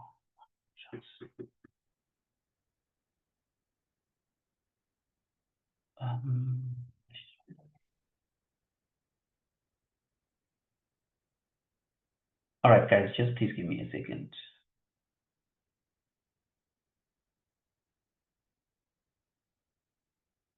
I'm just going to switch my connection. So just please, okay, wait, it's saving. Let's see. Just save this. Sorry, just give me a second. I'm just going to switch my internet connection. It's probably the network I'm on. It's very slow. Just give me a second.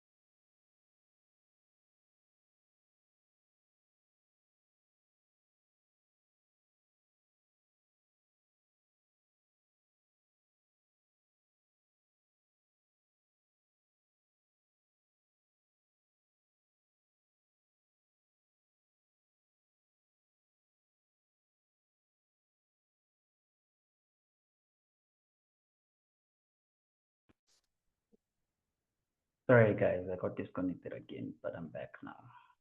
I don't know why these things are happening. Anyhow, so what I need you guys to do is that now that you have, so please click on the three dots to the right, and then just click on download. I need you to download the file. Click on download, and then save it to the folder. You know, the data, that's your Pumlela data, that folder that where all your files are. Just save it into this. And then your model should be saved. Has everybody who hasn't saved the data, the model? If you have not saved, please let me know so that we can wait for you. All right, 100%. So now please open the predictions notebook. So now we're quickly going to run through this. Just open it up for me, please. And then what I need you to do is that now we need to load the files again. So click on this icon, the folder icon. Okay, I just need to wait for. So click on this icon. No, am I disconnected again? Oh no. Click on the folder icon, and then we want to upload new files now. So essentially what we did is that we developed and deployed a model. So think of it as this way. It was 2024 when we did the model. So now we are 2025 January, so we're 2025 January. So now we actually want to use that model so the model that we developed trained on 2024 students, right? So now we want to use that model to predict 2025 students. So please click on 2025 students, click metric results, and click model1.pickle, and click open. And then click OK, and then you should see the 3 files. If you don't see the 3 files to the left, please let me know. I'll give you 3 seconds. All right, 100%. So now let's just quickly run. So what we're going to be doing here is we're going to be doing the very same thing, or like 98% of the things that we did here in the model development, because we just need to make sure that 2025 data as well is clean and consistent, all these sorts of things, So here we're just going to run through everything because we've already done it in the development process. So please run the first code block. Run the first code block, run the second code block, and then uncomment students.head, where you'll see that it says import 2025 students. Leave that commented. And then there where it says students.head, uncommented, run the code block. Hello? Yeah, I think I still have the 2024 files here. Must I delete them from my? No, don't delete anything. Sorry, just please present your screen. Let's see what the problem is.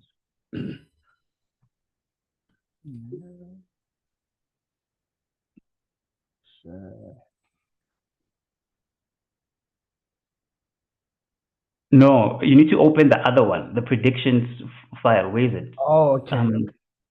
Okay.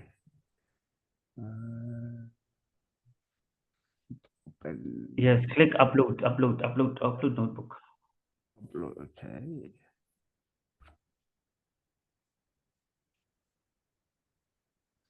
Okay.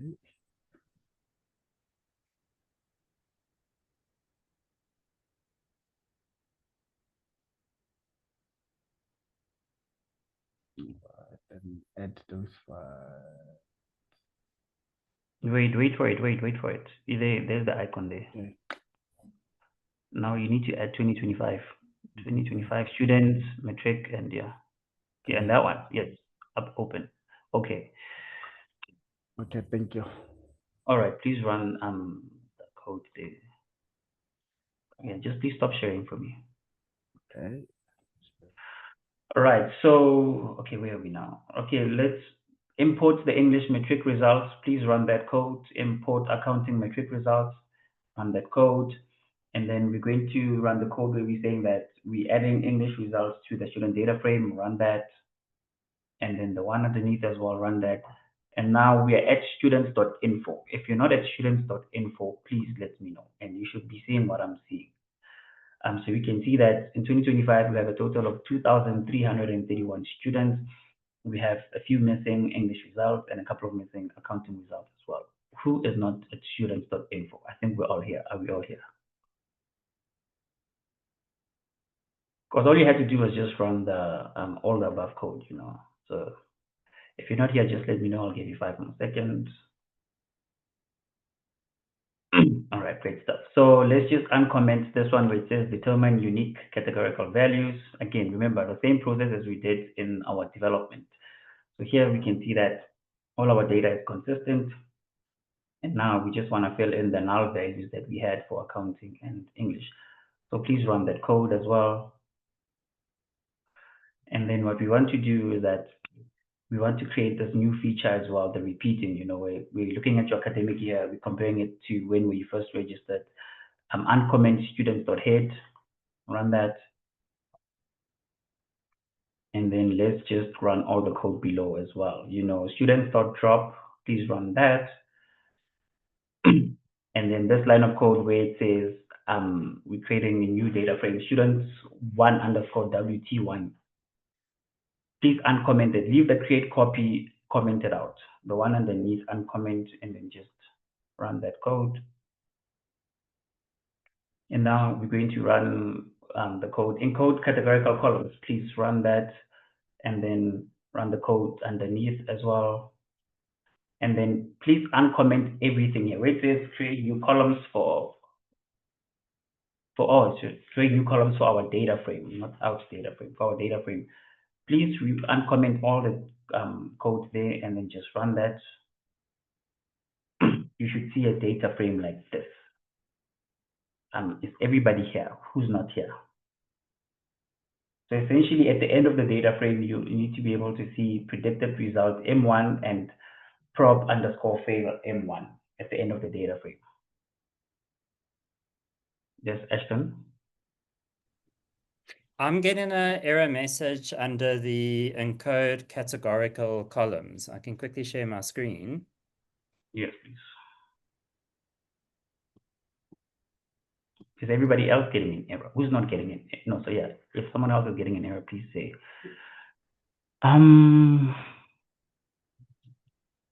Results, X feature names. Sorry, just go up, let me see.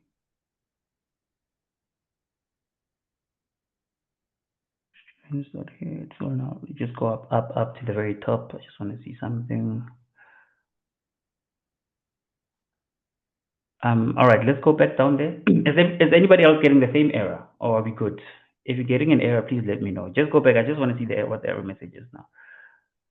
You'll probably just need to feature names that should match those passed during fit at time yet now missing. These results X. Go back. Okay, this is 2025 metric results. Okay. Let's see. Just run everything again from the top. Let's start from the first line.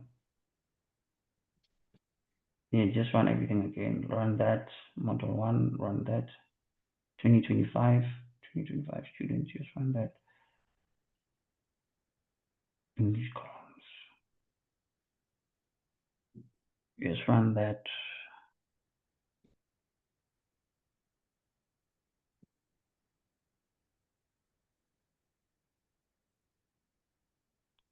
Run that.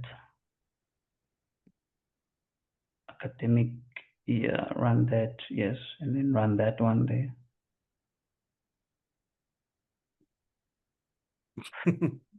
All right, so the problem is that it's in your model development. You know, there's something that we probably did not run code in your model development.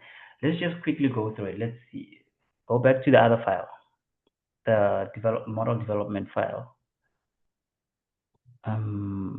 You just go up because there's something that you probably did not uncomment or that you commented out.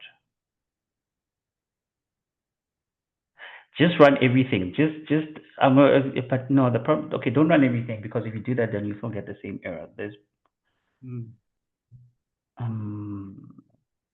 okay, so I'm assuming that nobody else gets the same error. So the problem is I'm getting the same error. Sorry, Tumelo. Are you getting the same error? No, why are you guys getting the same? Just please go. Who else is getting the same error? If you're just getting the same error, just say it in the chat. Just go up. Let's just run everything.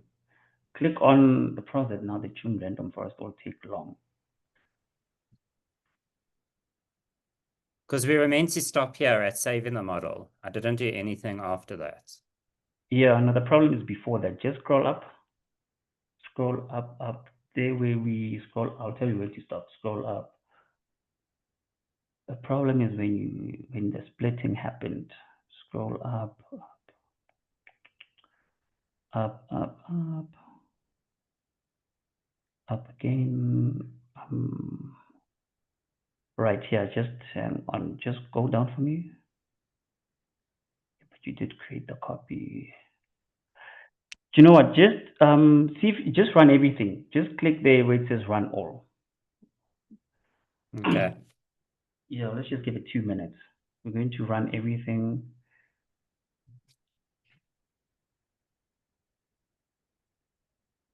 Oh no, wait, you see there. Sorry, just is that the oh, that's model 2. Okay, no, never mind. Whoever got the same error, just please run everything again.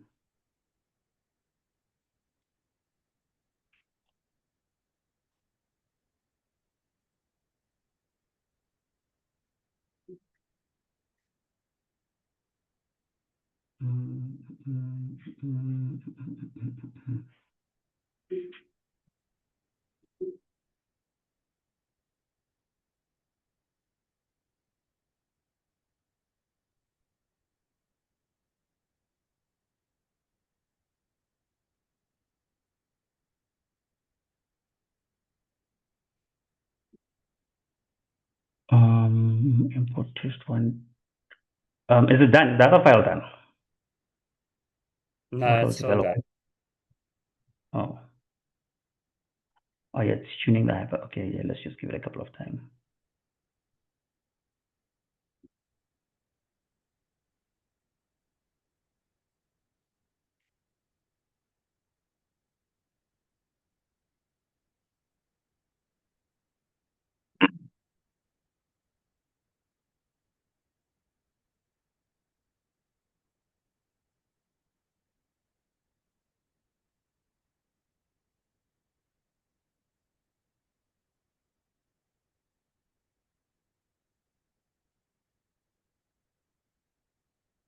Okay. Okay, and then just save that pickle. Please save the pickle file. You see the pickle file there on the left?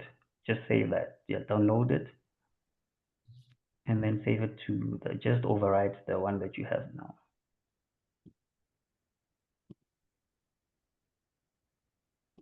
No. Well, just go back to that other file, that other file. Save that to your local machine. Maybe that could have been a problem. And then add it as a new one. Yeah, but is it saved to your local machine? Yeah. Oh.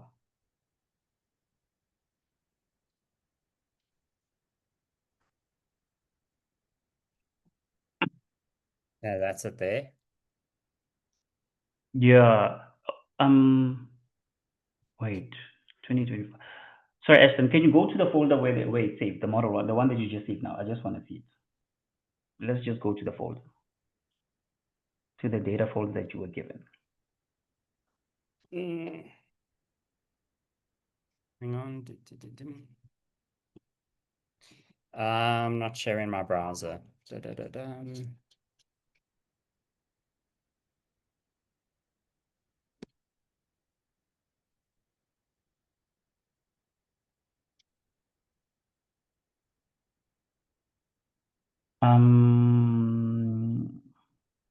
this is a new one. All right, just delete the one, the old one then. Just delete that one. And then just rename that one then to. Right, and then go back to, yeah, and then just delete these ones as well. Yeah, just delete and then delete the other one as well, and then just re-import.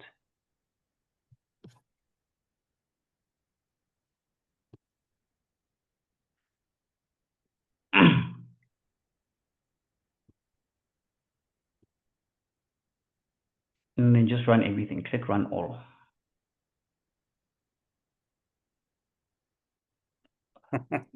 Oh no, wait. Okay, just click run all now.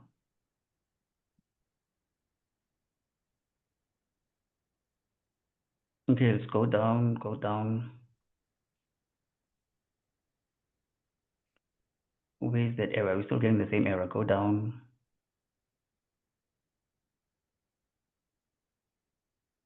Okay, the error is no longer there. All right, so we can move now. Are we good? I think we're good. Yes, good. Yeah, so guys, just please save it onto your machine and then upload the one that you just downloaded. So the problem might be that if you're not doing that, the data might be truncated if you're saving it on the browser. Okay, where are we? Share my screen quickly. Right, we have 10 more minutes and then we'll get into the data analysis. So Lerato, if you're having the same problem, or whoever's having the same problem, just please download the pickle file into the same folder where all the other data files were shared with, and then upload it into the predictions page code. Right, so you guys can see my screen, right? Where are we? We've encoded the data, yes. So please just uncomment all of this code and then run it. Please, no errors. And uncomment all of those errors. Are we here? And then the last line we should be saying is students to Excel, students dot to Excel. You don't need to run this. You don't need to run because we already have these files. But if everybody here. So when we run this, what it will essentially do is that it will create the students dot M1 predictions, which is what we have. I already have it for you. So this is this file now. So if I quickly open up this file for you to see. Oh, yeah.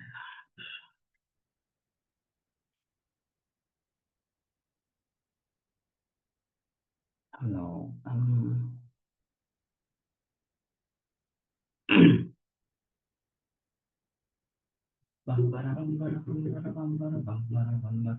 Right. So listen, you guys can run it now. Let me show you. So where are we now?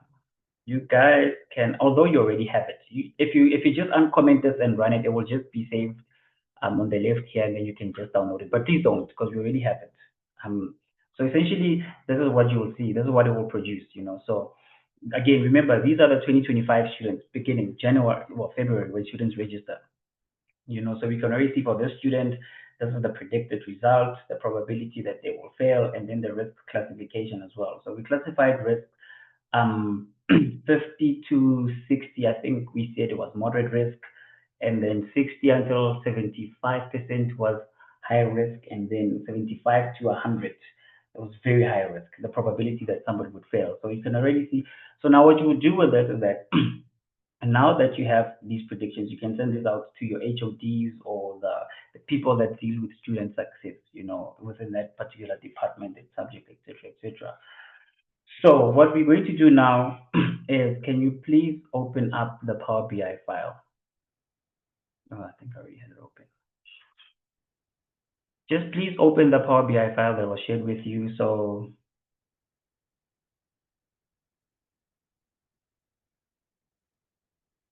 you'll be seeing something like this. Confirm that you have the Power BI file open, or if you don't have it open, just say that you don't have it open yet.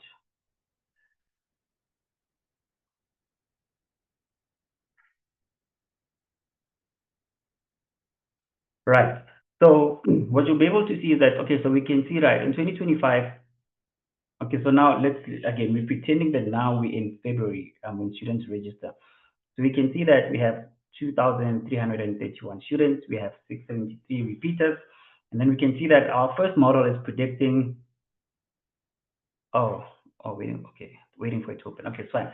So you can see that our model one is predicting that out of 2,331 students, 1,053 students are being predicted to fail.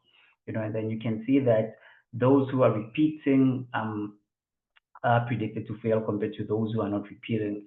Like we saw in that feature importance, whether you're repeating or not played a significant role as well. And then we can also see predictions by the different qualifications, so yeah, essentially this is what you would do when you start getting into the analysis of the model. I'm just summarizing the data. You can see that you have a lot of students who are classified as high risk, so 516 students are classified as high risk, and then very high risk is 255, and then moderate risk is 282 students. So again, so this you would do at the beginning after you have run the very first model. So after we run the second model, your guys' homework would be to replicate this and show the figures for the second model. Right. So now we can go back to the our predictions file.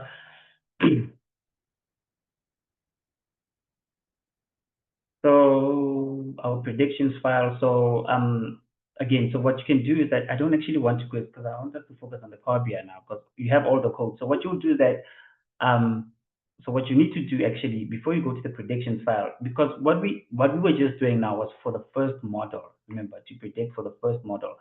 So what you would have to do is now come to scroll down up until where we saved the model.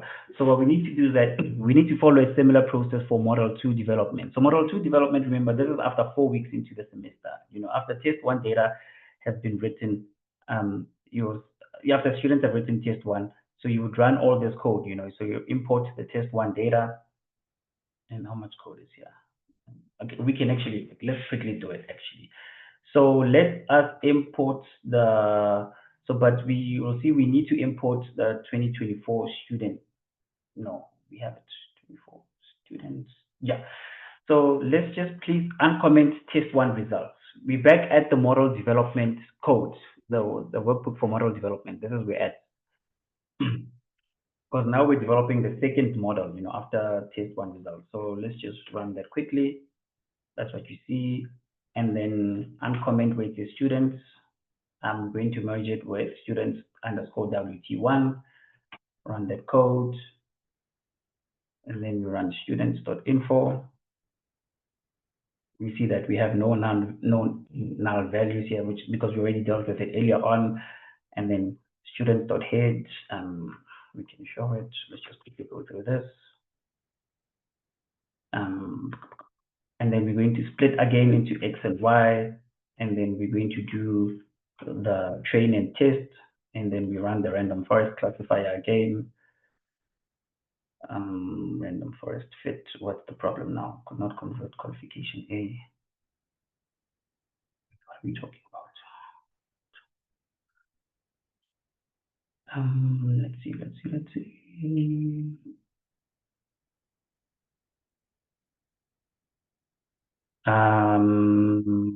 So did anyone else get the same error that I got here?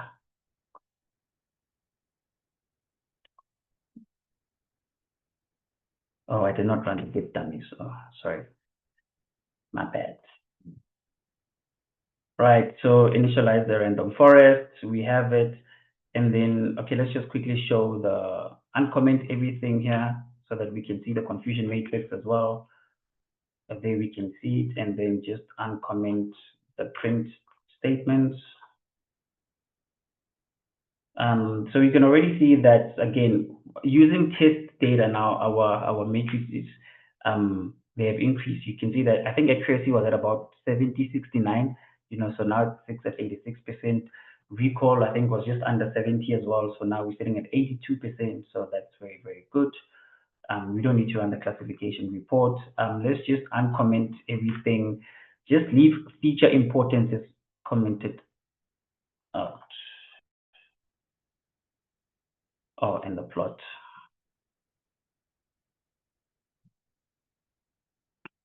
Yes.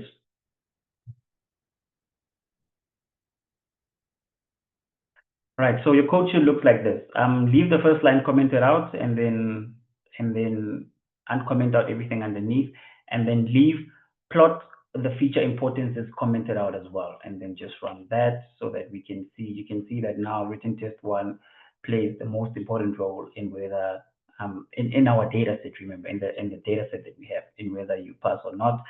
And then we're going to save this model as well. So please just run the code. It's going to save to the left-hand side, download it, save it to the folder. All right, let's just wait for it. Who has not saved the file yet, the model file yet? Yeah, on this second one, I think I got lost. Yeah. All right, it's fine. Yeah, but okay, we can. Yeah, it's fine. I'll help you out afterwards. Okay. But again, it's literally the same code as we did earlier on. You know, so literally the same. Okay. Yeah. Okay. I'm just waiting for mine to show up here.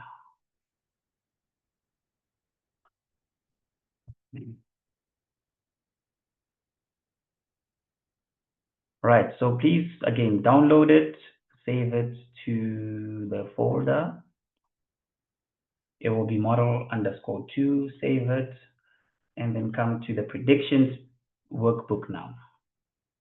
Because now we've developed the model we've developed a second model, so now we want to use it to predict. So again, save. So what you need to do is that, so now you need to, if everybody here, so what you need to do now is that you need to upload it. Go back to your folder and upload model_2.pickle file.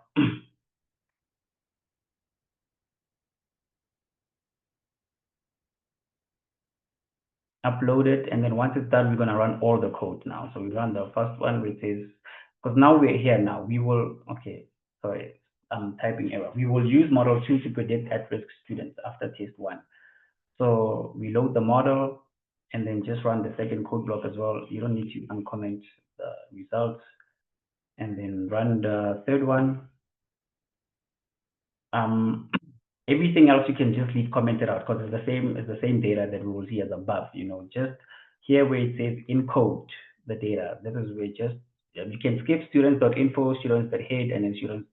I think this one is repeated. You can skip those ones. Let's click on encode the data. Run that one, and then this one underneath where prediction and fail prober that code. Run it. Uncomment everything in this code block. Let's run that, and then uncomment everything in this code block as well. We're going to run that, and then you can please, and then uncomment everything except the very first line. The very first line, just leave it out commented, and then just run this. Okay, maybe we should not have, what's the problem? No such file, student M1 predictions. All right, so we need to import the student M1 prediction file as well. So you can see that it's saying that we don't have this file. So click on your import files, and then student M1 predictions. You need to import this file.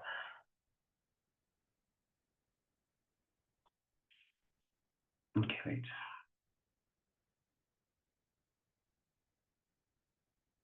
Oh, I have it in use.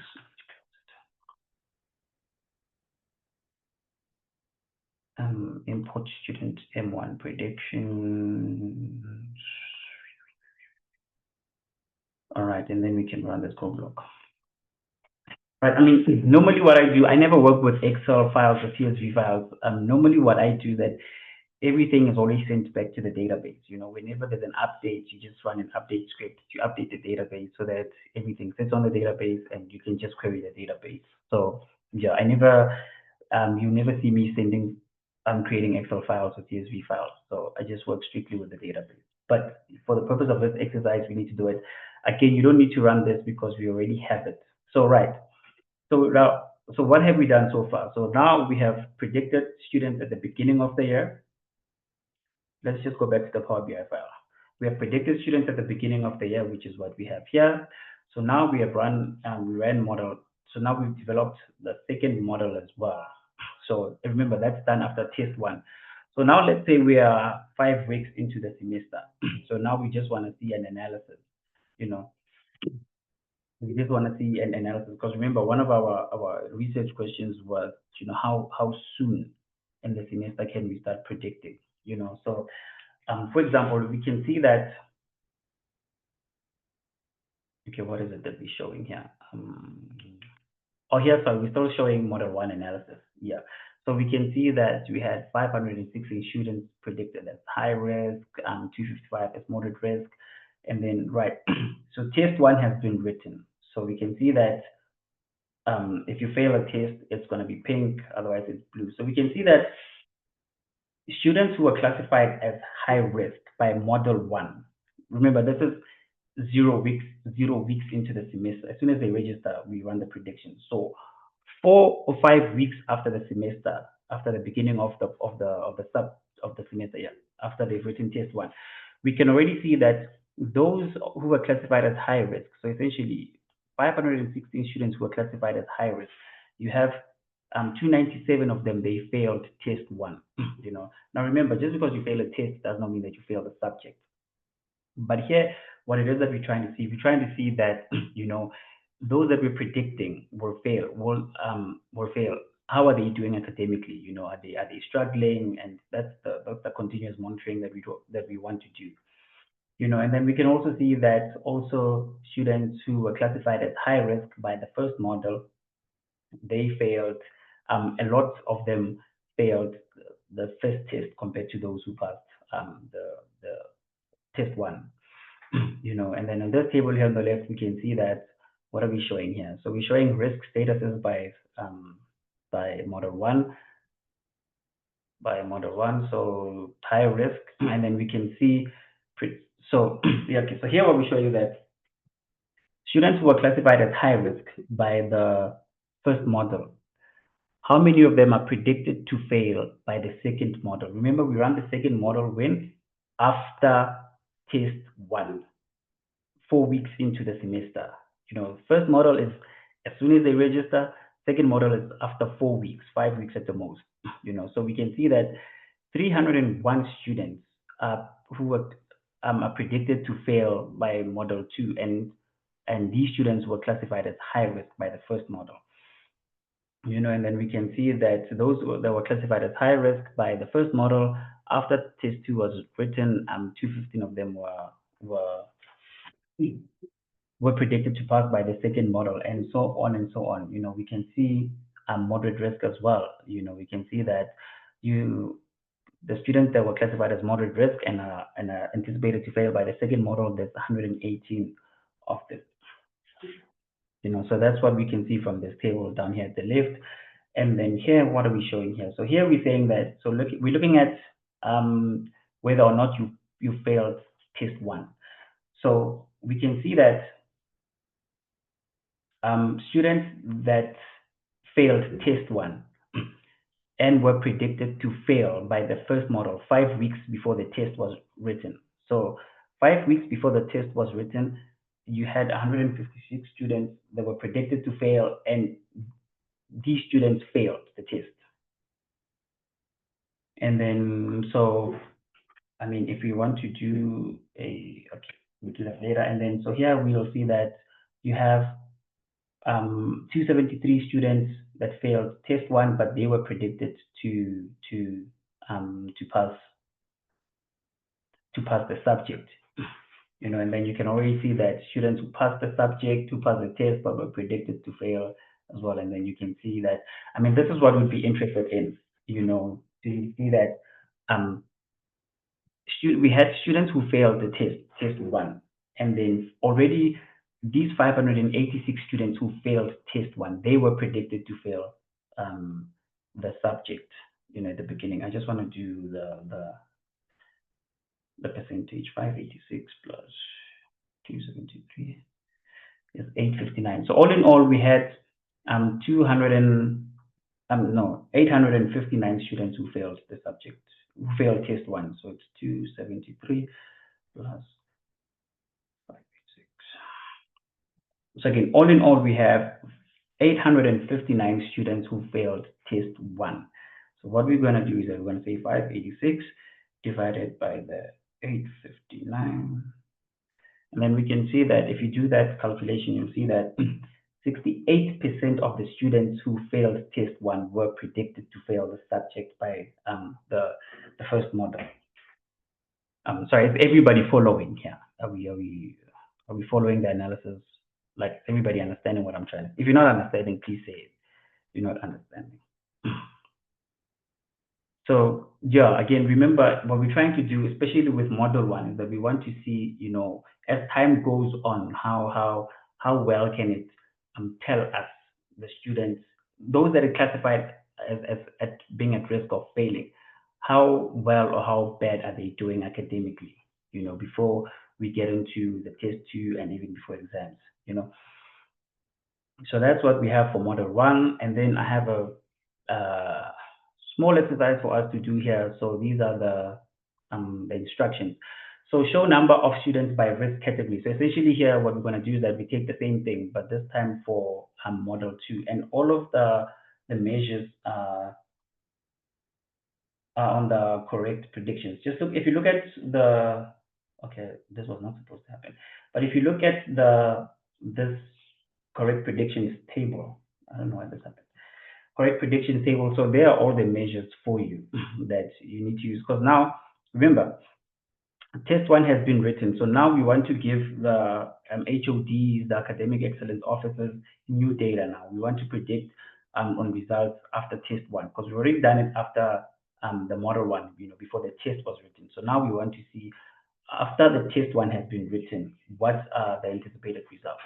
So yeah, I mean, for this, what you can do is just copy this card over here, just copy this, and then you just put it there.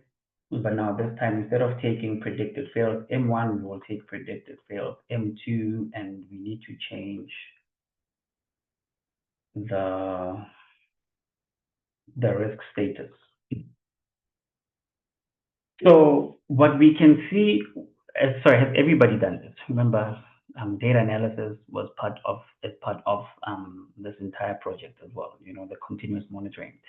So what we can see is that model 2 is predicting that 499 students are at very high risk of failing, compared to model 1, which had it at 255, So now we can see that the second model is predicting that a lot more students are at very high risk of failing, almost just on 499 of them, and 140 of them are at high risk of failing. The previous model said that we had 516, so we can already see that this number decreased, it decreased depending on how much you got for the first test, obviously, because that plays a role. If the first model says that you're likely to fail, but you get 100 with your test, surely you're still not likely to fail. Or even if you are, like, the odds of you failing are much, much less than they were at the beginning of the year. So, and then we want to see how many students who failed test 1 in percentage, therefore, are predicted to fail by model 2. So let's just show that. So I'm going to keep quiet while I do it on my end as well. So I just like to copy the tables just so that I can have consistency. Colleagues, I hope everybody is doing this as well. And then I'll just remove that.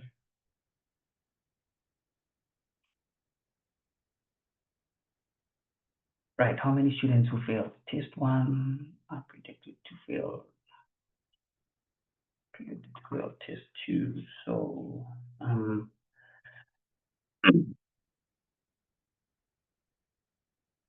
we failed test 1, we bring in number of students.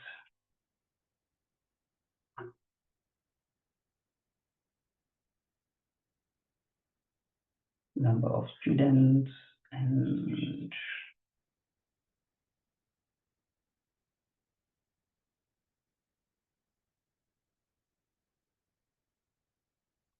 predicted results into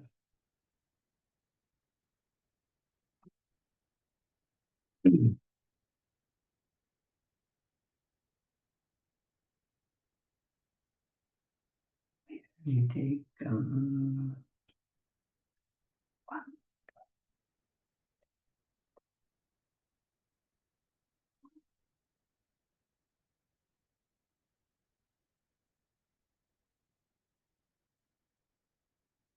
all right, and then percentage day off, and then how many students were predicted to fail by both models.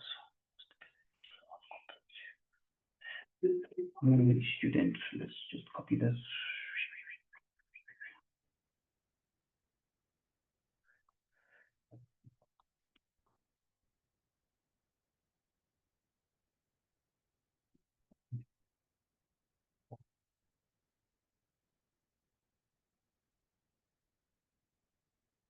Predicted to fail M1, M2.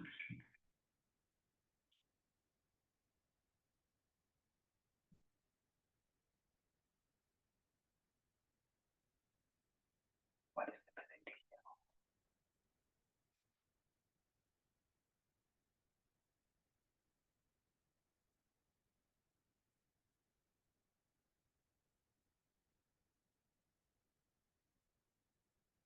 Let's just do that.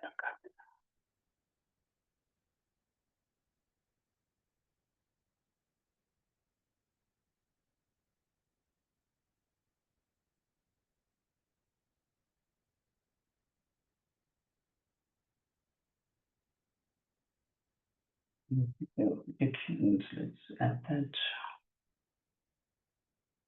Two is predicting that 729 students are going to fail. So two divided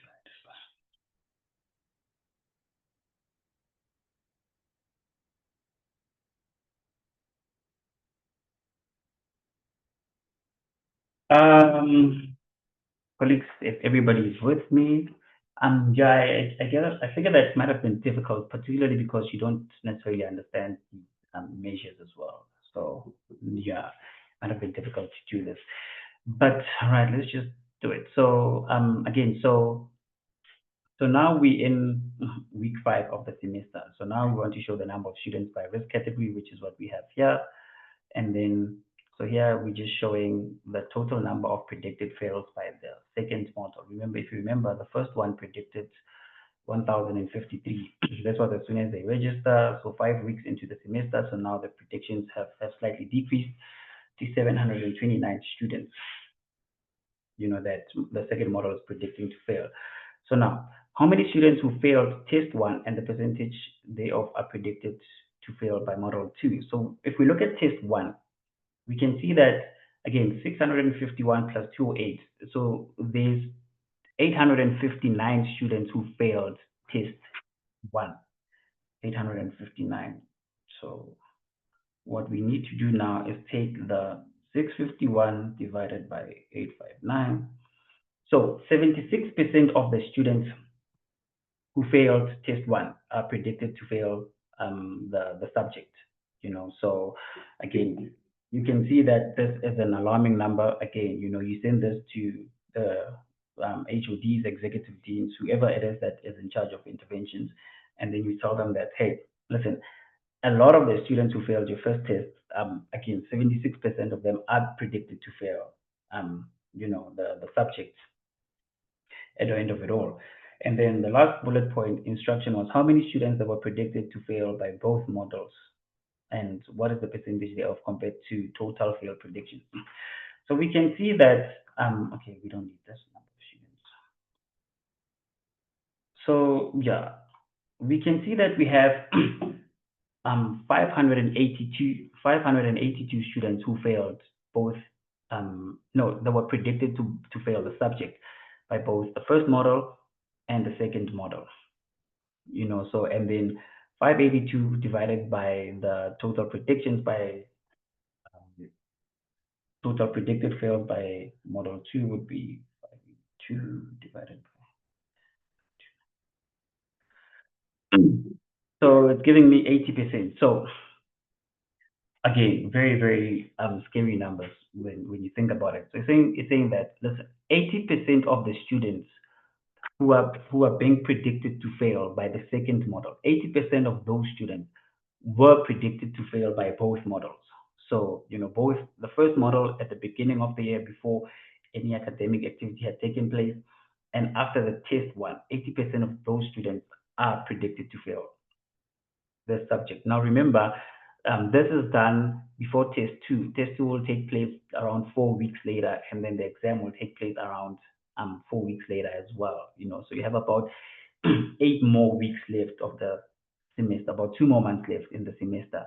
You know, so yeah, I mean, you can already see. So the idea here is to say to them, to whoever's in charge of interventions and stuff, that listen, you have 80% of these students that are predicted to fail. So now we need to highlight who these students are, and you know, and yeah, focus on them and see the interventions that you can have for them. So compare final results to model predictions. So let me just quickly show you how you would do this. I just want to copy the table as well. So let's copy that. So this is the last activity, compare final results to model activity. So now this is at the end. This is at the end of the semester. Test 2 has been written, exams have been written. So now we are at the end of the semester. So now we just want to see how our predictions fared compared to the actual result. So we will take student number, do not summarize, predicted result M1, and then let's say risk status, predicted result M2, risk status, and then we want to see your pass, and then let's show the final mark as well. And let's just sum this.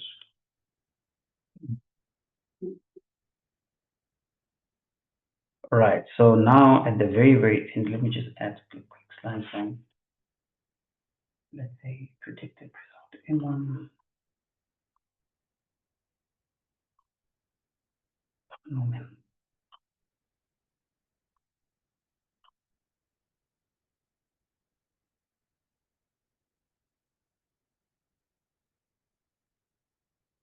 Yo, you guys are very quiet, Shamit. I don't know if you guys have thought this. Yeah, with you.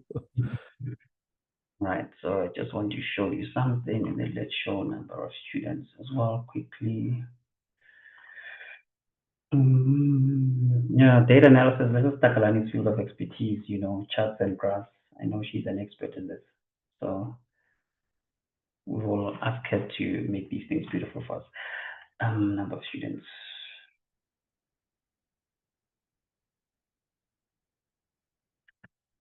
Right, so now, again, so now this is at the very end of the semester. So we, again, all results are out now. So now we want to see how many students were predicted to fail by the first model. Remember, this is at the beginning, and then we can see that we had 1,053 students. So now we can actually see, you know, so we can see that a lot of them did pass the subject, some of them did fail. So I mean, in something like this is when you would use like conditional formatting, you know, so this is when you would use conditional formatting so that you can see the results much clearer.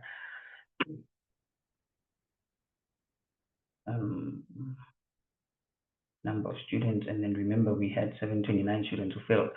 So now if we look at 4 weeks, oh, this is the, oh no, I didn't change these things. M2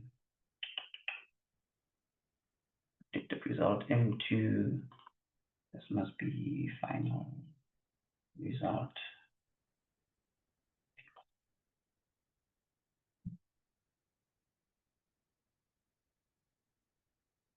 Let's quickly show how many students failed. How many students actually did fail the subject? Number of students, number of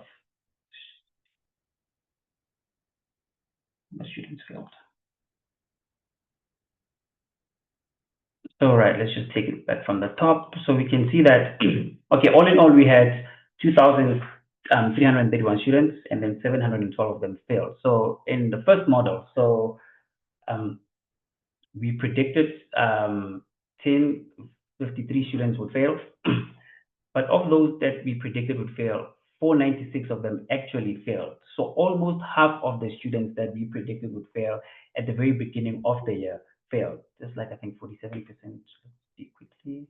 Yeah, 47% precision. So I mean, from the very get-go, we can already, you know, we can already see. And remember, this is before any academic activity. Maybe this is before you even meet your friends, before you study your first textbook, you know, the chapters in the textbook, all these sorts of things. You know, we can already see that from early on, we can already spot quite a number of students who will fail. And then model 2.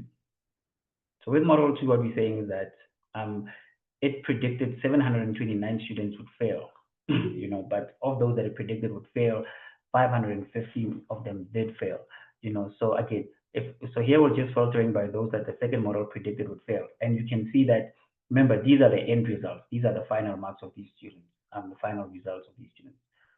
So you can already see that model 2 classifies these as high risk, and then they failed 5, you see high risk. No, so very high risk, high risk. Okay, that's one, okay, passed. Probably got a 49 or just shifted to a 50, you know, but you can see, you know, okay, so these zeros might mean that they did not even qualify for exams as well. Actually, yes, that's what it means. They did not even get into the exams. Remember, but remember when model 2 was that model 2 was 4 weeks into before the second test was written, you know, 4 weeks before the second test could have been written. So you can see 4 weeks into the semester, we can already tell with great degree of confidence, you know, who's likely to fail. You can see this student, very high risk. Okay, you can see for example, this student, in the beginning of the year, when we ran the model, they were classified as very high risk, you know. And then the second model, 4 weeks after the first model was run, they were still considered as the, who was I looking at? Okay, very high risk. Okay, and then they just gave it, like they just made it, just made it, So I was looking at this one. So very high risk by the first model, very high risk by the second model, and you can see that they actually failed, So they actually failed. I mean, you can see, so you can already see, like, okay, some of them did pass, which is good, but we're not really interested in those ones. So yeah, see, when there's a zero, it means that either you did not write the exam, or you did not even qualify for the exam. So because now you just get a zero, so I mean, again, you can see for this student classified as high risk in the beginning of the year. So what was supposed to happen here for this particular student is that when we send out the results after the very first model, when we send that out, as soon as students register, you're supposed to send this to, like, your HODs, whoever is responsible for intervention, and say, hey, listen, this student is classified as high risk for failing this subject. So now you need to hold your interventions that you need to do. I don't know what those are, but they need to have the interventions in order to assist the student, because they're classified as high risk. So now, considering nothing was done, and then depending on the marks that they got in the first test, and the risk status was classified as very high risk, and then we can see that they failed. So essentially, this student, we could have already determined that they will fail literally after 4 weeks of the semester. Like, how I mean, it's incredible and sad at the same time, that literally after 4 weeks, we can, the algorithm can tell us that this student is likely to fail, and then we can see that they did actually fail. So yeah, again, you can just see the rest of this analysis. Yeah. So, and then let's just see those. I want those who failed, and then who were predicted. So right, so now here what we're saying is that we're looking at students who were predicted to fail by the first model, predicted to fail by the second model, and actually did fail. So these are them. So these are the students. A lot of them did not even make it to exams. But again, you can see this student. I mean, this student, we already had a very good indication that they will fail in February. As soon as they say, I want to take the subject, we already have an indication that they will fail. So now it is the responsibility of the people in the department, to use this intelligence and this data to make sure that they can do whatever it is that they need to do for these students, to make sure that they pass, So, and then just a quick evaluation of our models, we can see that the first model, it had an accuracy of 67%, the second one, 82%, and then again, so the second model predicted 515 correct fail predictions. These are the correct predictions, fail predictions, so then the precision, so it would be, sorry. Yeah, and then overall, again, it got 1920 correct predictions out of 2,331, whereas Model 1 got 1,558 correct predictions out of 2,331. And again, I need you guys to remember, this is about 12 weeks before exam is written. This is about 8 weeks before exam is written. So, again, this answers, I think this was the third question, how soon can we reliably have an indication or tell which students are likely to struggle? And then again, at the end here, we're just re-evaluating the models against the actual results, So here we're not even looking at predictions, we're just looking at the actual results, So the second model predicted that 729 students would fail, but actually 712 students failed, Now again, we did not do the third model, because remember the third model was going to take test 2 results into account. Now, naturally, one would think that once you have test 1 and test 2 results, if you have that data, then the model that you build after that would be much more accurate than this one, And then again, there's exam results that need to be taken into account. So we have 2 critical assessments that have not been taken into account, which is test 2, and exam, But even with the exclusion of that data, just using model 2, you can see that we have a very high precision, a reasonably high precision and recall, of who will fail, again, considering that we left with about 8 more weeks of about 2 to 3 more months of the semester. I mean, so many things can happen in 2 to 3 months, So yeah, that is that, guys. 11:59 on the dot. Thank you very much.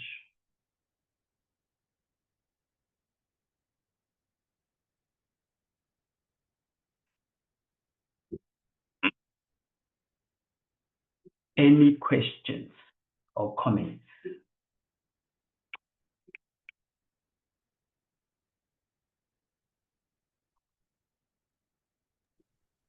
Yeah, we do have some time for questions or comments from everybody else.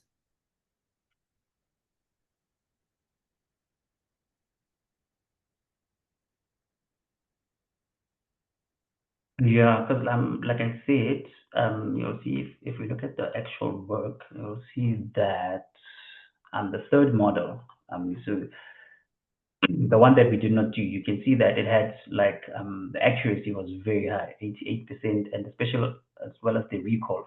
So essentially, almost 9, essentially saying that out of 100 students who failed, we identified 89 of them would fail. So again, that's the power of adding more data and especially data that is critical. So which we did not do here. So yeah, again, I hope you guys follow the workflow, the process, of why we're doing this continuous monitoring.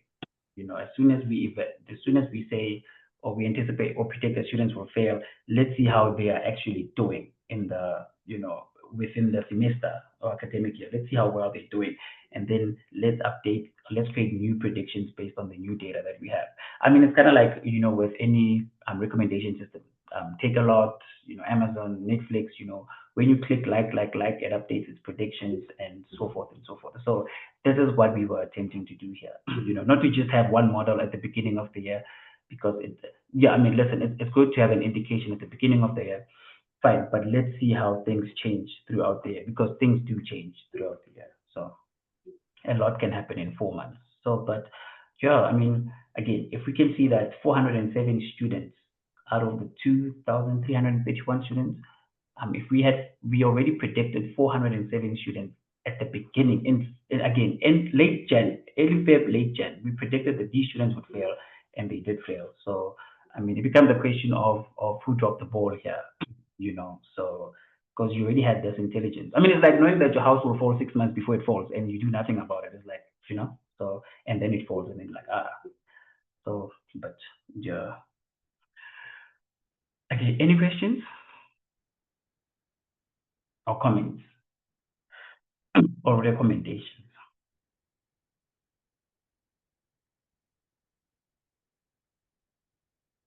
No questions. Right, great stuff. So this means that you guys will now build. Oh, there's a question. Yes. Lindiwe from Univen.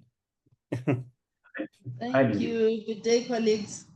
No, I just want to appreciate the presentation. I think it's very beneficial. It's very helpful because it's from what we've been doing, we think it's very, very important to try and identify students who need more assistance as early as possible.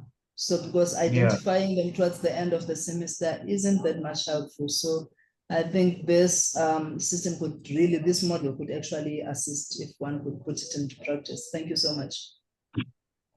Yeah, because what we also told the department is that especially model 1 and 2, particularly 2, that's the one that you need to look at the most, because once we start building the third model, it becomes already, we get to a point of no return. Once the third model says that you will fail, you probably fail. You probably not even make it into exam. Again, depending on your scores, test 1 and test 2. So model 2 is literally right at in the middle, like literally the one that we need to take serious, because again, once you get to model 3, yes, accuracy, recall, precision, those shoot up, but there's legal intervention that you can now do, because you saw that some of the students fail already. It means that I mean, those ones who got a 0, it means that they did not even make it to exam. So there's literally nothing that you can do for these students. They'll just have to wait and and try again next year. And that's the situation that we're trying to avoid. To not wait when it's too late. So yeah, again, because there's no questions or comments, so I trust that everybody understood, and everyone will go back and build the third model. And your homework again is to complete the analysis for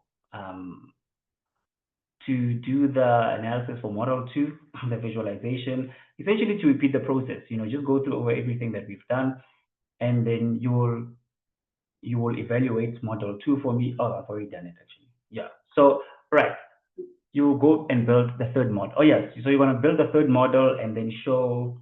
You'll just, I guess, make the smaller, show model 1. I've already done it. We'll show model 2, model 3, like we had over here. Just give me a second. So you'll have model 1, model 2, model 3. Like that, because you guys don't have any questions. So I assume that you guys understand it very, very well. So you'll do that for me, and then you will evaluate model 3 for me as well. So she'll give you until Friday. I think Friday is a fair enough time frame. Are we good with it? Is everybody going to do it? Are we going to do it or not? I will work on it. Great. Yeah, we'll do it. All right, 100%. Again, if you guys have any questions or need any help, I think you guys have my email address. So you can just contact me via email, and then I can set up a meeting. We can set up like we did now, a meeting where I explain things much more thoroughly and much more in detail. Because now we were just rushing through everything, just so that you guys can understand what it is that we're trying to do, and how we're trying to do it. So yeah, and when you're building a model 3, just communicate with me if you need any help or assistance. So but the code should look similar, like with model 2. It should look literally like the same. If yeah, I think it should be the same. No changes. Just copy what was done for the model 2 development. Model 2. So you'll just copy what was done for model 2 development. So what you're going to do is that underneath at the very bottom, you'll have model 3 development. So model 3 development obviously will take now test 2. So if you go to your 2024 file, you will see that there's test 1 and test 2. You'll see the different sheets. So here, for example, we're looking at test 1. So again, just copy the code, and yeah, if you struggle, let me know, and I will assist as best as I can. And again, if you need any assistance with your actual institution data, in trying to achieve something similar to this, then again, just shout, and we will see how best we can assist you on our end.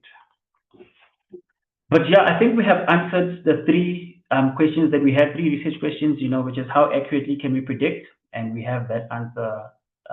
We have the accuracy and student-related features. We had it, which is what we saw in the Python code. And again, also how early in the semester. I mean, we can already predict from the very get-go. We can already identify from the very get-go students who are likely to fail. 5 or 5 weeks later, we can really, really predict students who are likely to fail. So yeah, we have answered those 3 questions. Again, you must always remember, it really does depend on your modeling goal. What is the question that you're trying to answer whenever you try to embark on any machine learning project? I mean, it's like any data analysis project. It's like, who's our stakeholder and what is it that they want to see? And then you need to cater things around that. So, but in terms of our project, I think we have answered all questions, and we have answered them relatively well, unless somebody disagrees. If you disagree, please state your disagreement. Does anybody disagree? Okay, nobody disagrees.